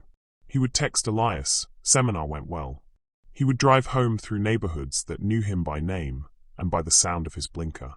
At the airline headquarters, Elias sat with corporate comms drafting the company's internally focused memo on the court's judgment and the remedial measures they'd already folded into practice. Specifics, not adjectives, he reminded the team. The subject line they chose, "Practicing the pause, what changes now?" The body read like a checklist, revised verification steps, escalation protocol, the new module schedule, the anonymous reporting channel for humiliation events, their term, chosen on purpose. "Name the thing," Elias said. "People can't fix what we euphemize." A manager raised a concern about backlash. "Some crews feel like we threw her to the wolves," he said. "We declined to indemnify willful misconduct," Elias replied evenly. "We also doubled down on training and support. Accountability and care are not enemies. Keep repeating that until it's boring." He closed his laptop and walked to the elevator. It was a small act of mercy to end some meetings at the minute they could end rather than the minute the calendar said they should. In the lobby, he passed a display case holding an old flight attendant uniform from the airline's first decade. The cardigan looked like a hug. He thought about how clothing can either soften a person's instincts or stiffen them into certainty, and decided that, from now on, the training materials would include photos of uniforms from the past. Not for nostalgia, but as a reminder that dignity has always been part of the job description. Midweek brought the first scholarship selection meeting since the judgment. The committee considered applications printed on paper thick enough to feel like intention.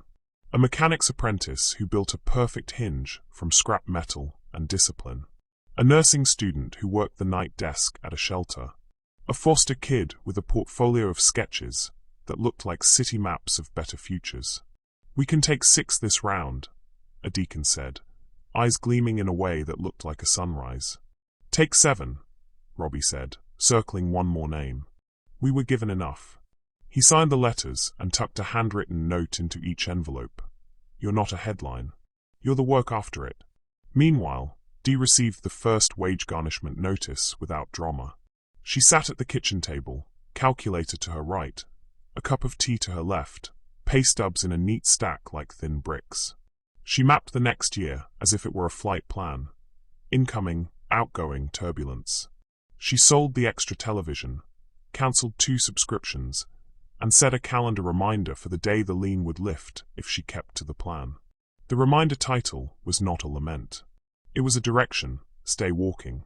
On her 3rd weekend with the Innocence Project, she found another missing word in a deposition transcript and felt a small rush, less triumph than relief, when the supervising attorney circled it and said, "Good eye." She took her lunch to a small park and watched a kid learn to ride a bike, a parent jogging 2 steps behind with one hand hovering near the seat, not touching. It looked like the kind of help she wished she'd offered on Flight 227. Close by, ready, not controlling. Midway through the chapter of her life that would one day be called after, an email arrived from Barnes with the subject line, "Proposed restorative conversation, invited." Because of the no-contact order, any contact would need to be invited and structured. Jameson had reached out. Would Dee be willing to sit in a supervised, time-limited restorative conversation? No negotiation, no cameras, about how verification and dignity meet in the aisle. Dee read it twice, then a 3rd time. She typed 2 sentences and deleted them. She typed a 3rd and left it. "Yes, I'll come as a student, not a speaker." Jameson and Barnes built the parameters like architects. 30 minutes. Neutral site. A facilitator present. The conversation would not negate any judgment, alter any payment plan, or produce a press release. It would simply be 2 humans in a room shaped by rules they both respected. They met in a church classroom with stackable chairs and a whiteboard stained faintly with old marker. The facilitator, a retired judge with a voice that sounded like a clean wooden table, set the ground rules and then receded into the corner with a notepad. "Thank you for inviting me," Dee said first, because she'd learned not to let pride write the opening line. "Thank you for accepting," Robbie said. She didn't look at his suit or his rings or the Bible on the table. She looked at his eyes and saw a kind of disciplined kindness that did not mean softness. "I don't want to rehearse the apology," she said. "You've heard it. You've seen the order. I came to ask how I can make my work. After this, not about me." "Keep serving where you're not the protagonist," Robbie said. "At the clinic. In the trainings. Tell the truth when it would help someone else be brave. Don't tell it to get applause." "I've stopped reading comments," she said, a small smile acknowledging the silly and the survival in that choice. "Good," he said. "The audience that matters is usually smaller." She took a breath. Do you hope I fly again? After the suspension." "I hope you serve again," he said, deliberately general. "In any uniform." With pause. The facilitator scribbled a note. Dee nodded, storing the one-word benediction, the way you tuck a receipt in your wallet, because you know you'll need proof later. They thanked each other, shook hands because the order allowed it in that room, and left by different doors. The meeting wouldn't undo anything. It wasn't supposed to. It would make the next seminar better, which was everything. At the next verification without humiliation session, the ex-Metro conductor added a new exercise. The story you brought. Each participant wrote a single sentence on an index card. The assumption they'd carried into work that week. Weary of loud men. Annoyed by slow people. Afraid of being ignored. Then they flipped the card and wrote, "The evidence I'll need before acting." "If this sounds like therapy," the instructor joked, "it's because your job is to manage your nervous system better than your story." People laughed with the small laughter that follows recognition. Mid-chapter, let me ask you, when have you caught yourself reacting to your story about someone instead of the person in front of you? What sentence could you write on your own index card? And what evidence would you require before acting? I'm curious how you'd translate the pause into your daily life. Drop a line about it. Elias visited one of the seminars unannounced and sat in the back, anonymous except to the 3 people who recognized him and politely pretended not to. Watching a bus operator run the index card drill beside one of his own gate agents, made him absurdly hopeful. Maybe culture changed like this. Inch by inch, card by card, with 1,000 small pauses practiced in rooms that smell like dry erase markers and stale coffee. Afterward, he sent a brief note to training. Keep the index cards. Print them on cheap stock. Make them easy to crumple and replace.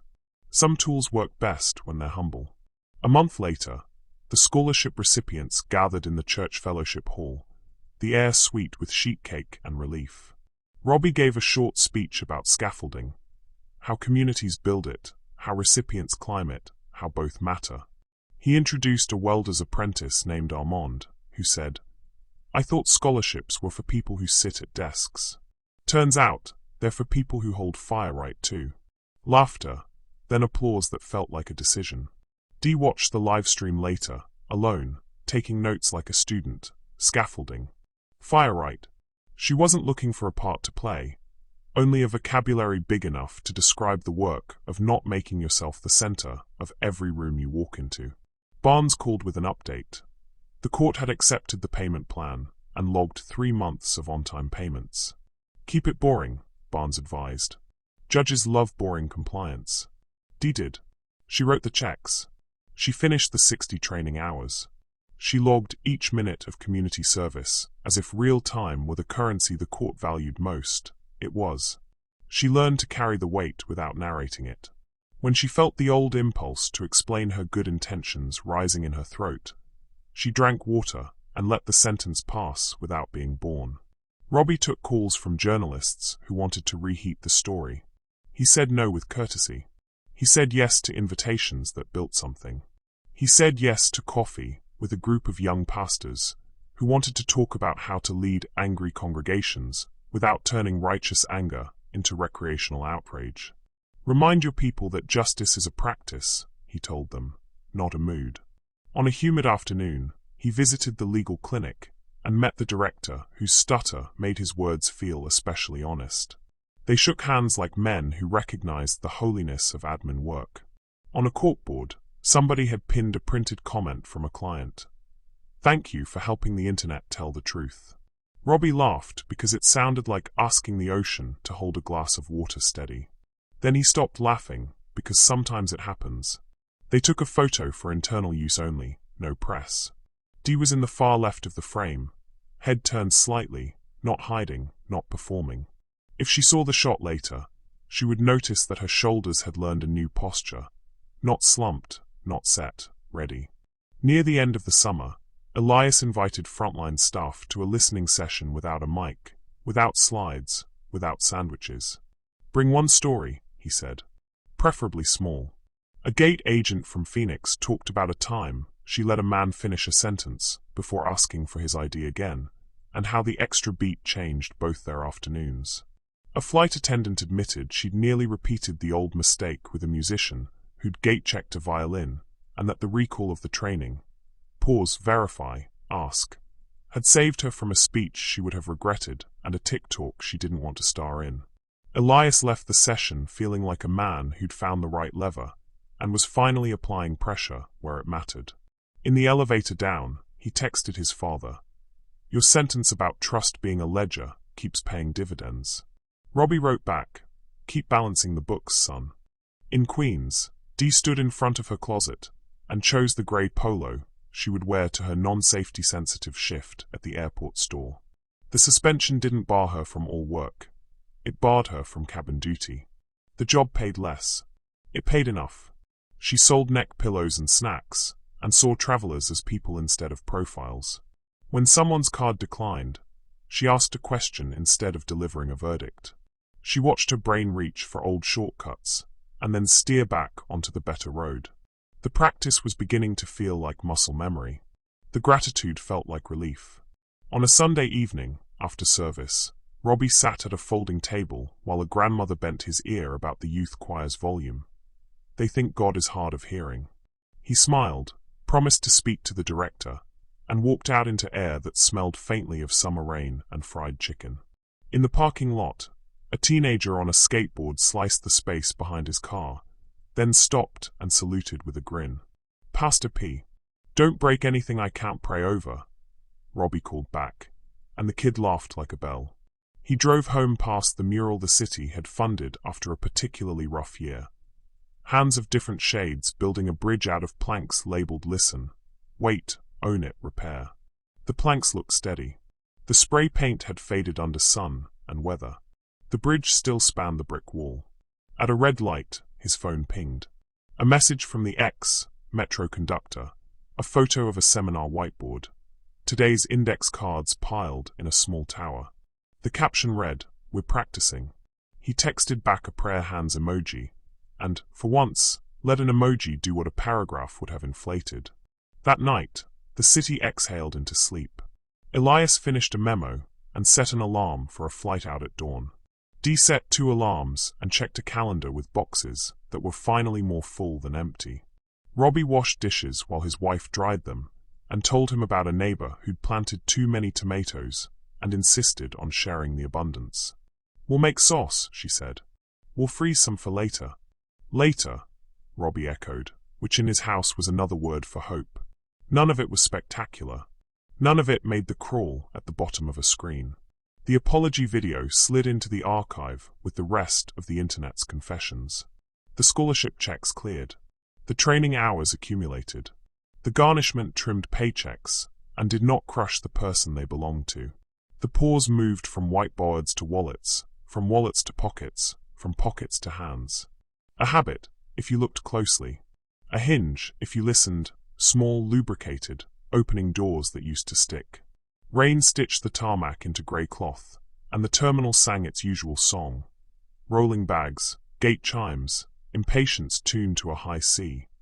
Delia Haines straightened a rack of neck pillows in the airport store and caught the edge of a sentence from gate B12.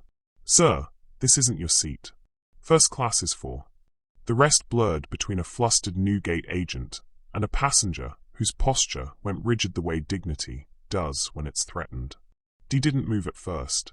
Suspension had taught her the value of staying in her lane. Then she heard 4 words she knew too well, spoken by a supervisor trying to look tall.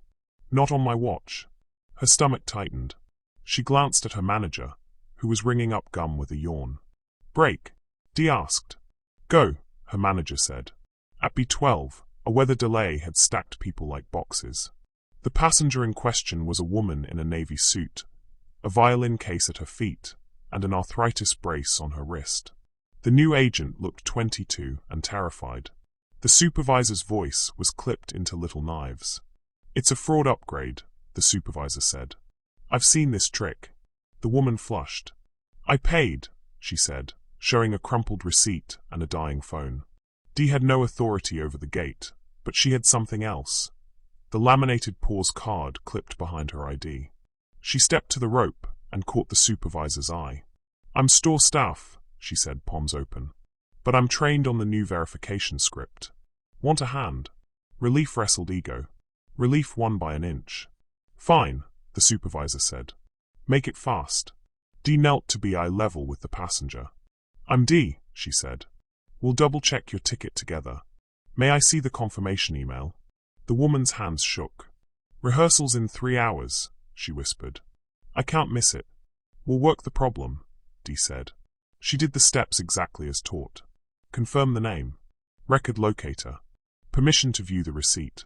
Cross-reference fair class. Never say fraud unless you are reading a court order.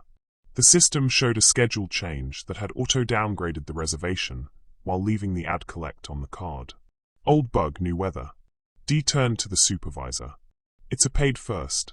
Schedule change moved the seat, not the charge. She's entitled to 2A. The printer coughed up a new boarding pass. The violinist exhaled. "Thank you," the woman said, touching the brace. "Arguing makes this flare." "Go warm up," Dee said. "They'll want you tuned more than justified." The new agent mouthed thank you. The supervisor didn't meet Dee's eyes. That was all right. Some people need a minute to step down from a story. "Ms. Haines," a voice said. A man in a ball cap lifted the brim. Elias Porter. "I didn't know you worked this side," he said. "Temporary," Dee said. "Until reinstatement." "I saw what you did," Elias said. "That's the module alive." "Habit," she said. "Hard one." I can't speed the clock, he said. But when it runs, if you apply for a training role, ground or in-flight, I'll sign the recommendation. It's not absolution. It's a bet on what you're already doing. A knot loosened inside her. I'd like to teach people how not to become me, she said, half a joke. Teach them how to be the you I just saw, he said. They shook once. He melted back into the crowd. Dee returned to the store and restocked gum, cooling down after the sprint. Hero, her manager said. Helper, she said. Across town, the verification without humiliation seminar broke for coffee. Robbie checked his phone and saw a text from a nurse. Saw a store employee save a gate from becoming a headline. Your training's working. He smiled into his paper cup. Good news, the ER charge nurse asked. An avoided story, Robbie said. My favorite kind. That night the city went soft with rain. Dee wrote to Barnes. Saw a situation at B12 and applied the script. No theater. Fixed. Barnes replied. Put it in your reinstatement file. Dee printed the chain and slid it into a folder labeled with stillness. It made sense to her. 2 weeks later, the choir festival streamed online. After a fast piece, the camera caught the violinist from B12 lowering her instrument with a relieved smile. Dee paused the video and laughed softly. Somewhere, a seat had held, a wrist had not flared, a story had stayed small and right.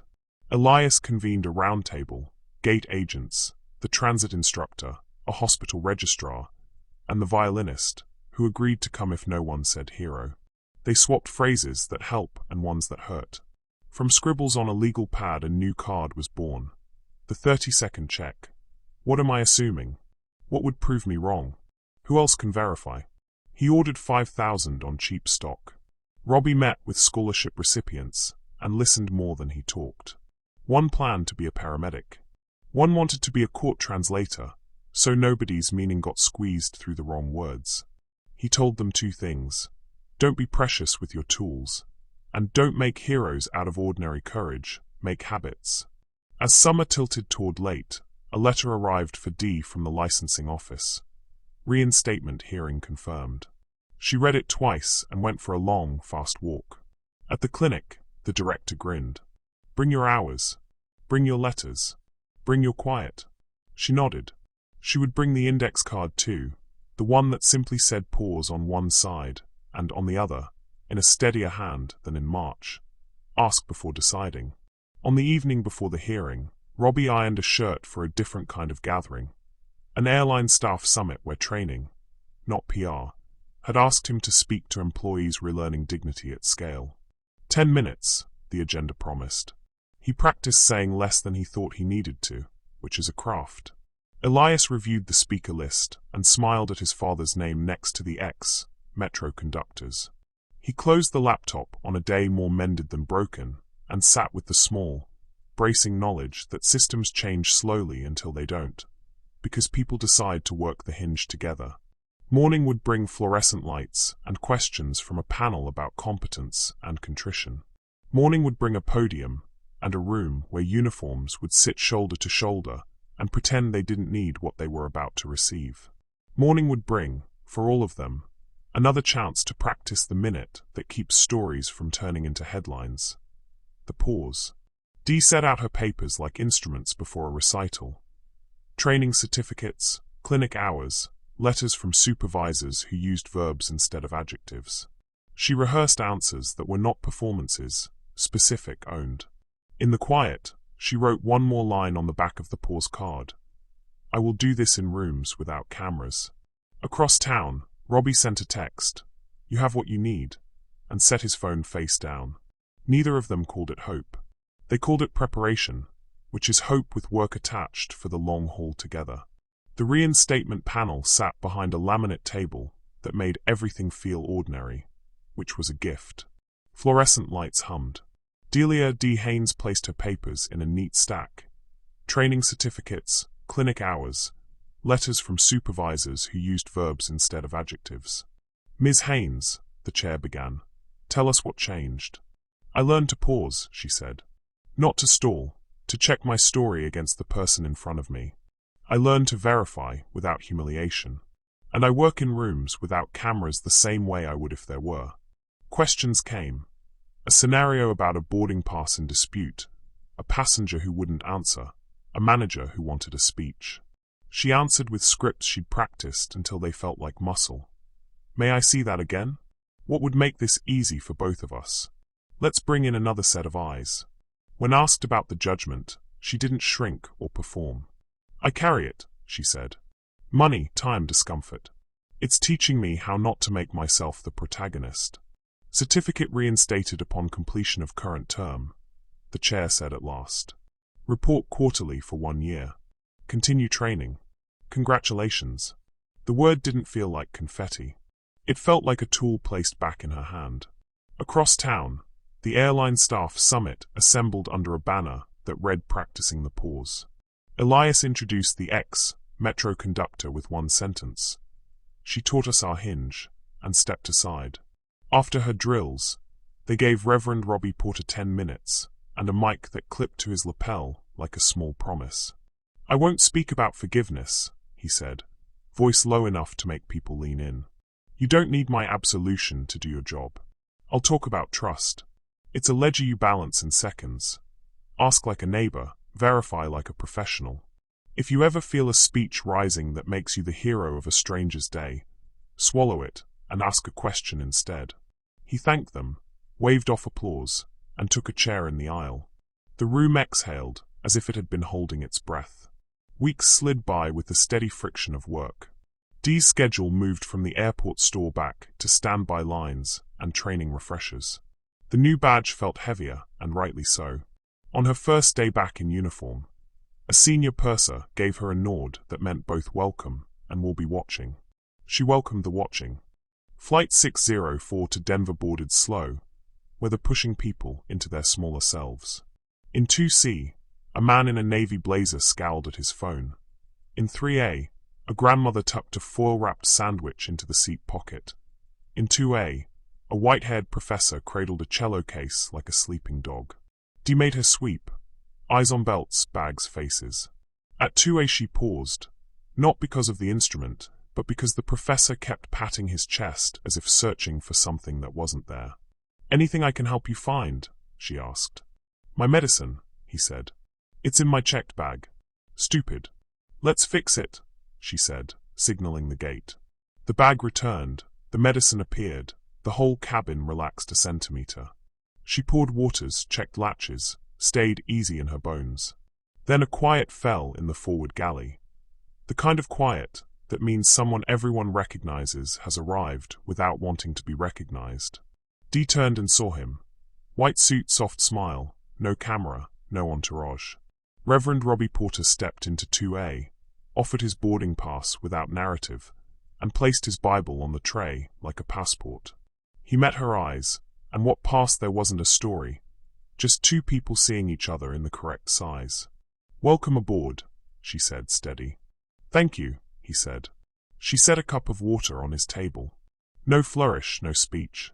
The old scene rewrote itself into something small and right.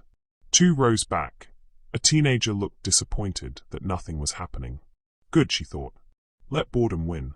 Halfway to cruise, turbulence found them and left, like an idea reconsidered. Dee made her checks, adjusting a vent here, a blanket there. In 2A, the Reverend read and looked out the window and did not look at her again unless she was present, which felt like respect. When she collected cups before landing, he spoke first. Your crew runs a tight ship, he said, like a neighbor complimenting a garden. Thank you, she said. We're practicing. He nodded.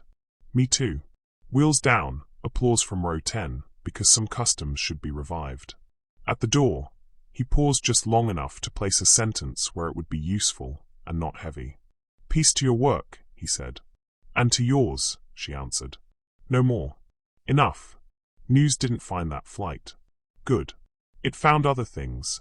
A video of a violinist playing at a gate while a delay stretched, an article on the scholarship fund adding apprenticeships for welders and court translators, a feature on an airline training card titled The 30-Second Check. Someone quoted Elias, "Culture is 1,000 small pauses," and someone else rolled their eyes. It didn't matter. The pauses kept multiplying in rooms without cameras. At the church, the fellowship hall hosted a potluck for the first scholarship cohort. Stew carried in dented pots, sheet cakes with overconfident frosting, apprentices with grease under their nails, and a new ease in their shoulders. Robbie listened. A paramedic in training told a story about a scene calmed by a question. A court translator described the day a defendant's meaning survived because someone paused to ask, "What did you intend to say?" The plaque on the wall, "In witness that words matter, and responsibility belongs to the speaker," caught a square of afternoon light. Elias visited on a Sunday, slid into a back pew, and let the choir carry him for a few minutes before the week swallowed him again. After service, he and his father stood by the door shaking hands. A gate agent from Phoenix, in town for a cousin's wedding, grinned and said, "Your index cards changed my Tuesdays."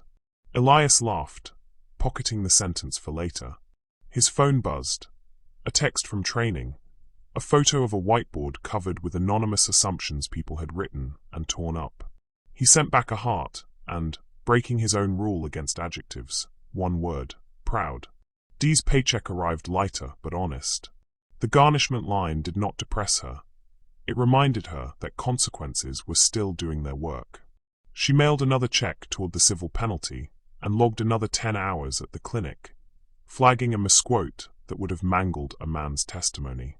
The director stamped it corrected and pinned the notice to the corkboard with an ordinary thumbtack. They took no picture. Some victories belonged to the hallway between offices. By autumn, the city's mural, hands building a bridge from planks labeled "Listen, Wait, Own It, Repair," needed touch-up. Volunteers showed on a Saturday with paint and tape. Dee brushed new color into the word "wait" until it shone like a warning and a welcome. On the opposite end, Robbie touched up repair with small strokes and a humming under his breath that became, inevitably, a hymn. They never spoke. They didn't need to. People working on the same bridge do not require introductions every time. There were still bad days. A traveler snapped at a clerk. A nurse snapped back and then apologized. A headline somewhere ate a nuance. But the hinge held more often. The pause spread like a quiet contagion. Ordinary people in uniforms, and on the other side of counters kept choosing questions over speeches. The air held. In an office above the river, Elias slid a final memo into a binder labeled "Year in Review." The first page was a photo of an index card. What am I assuming? What would prove me wrong? Who else can verify?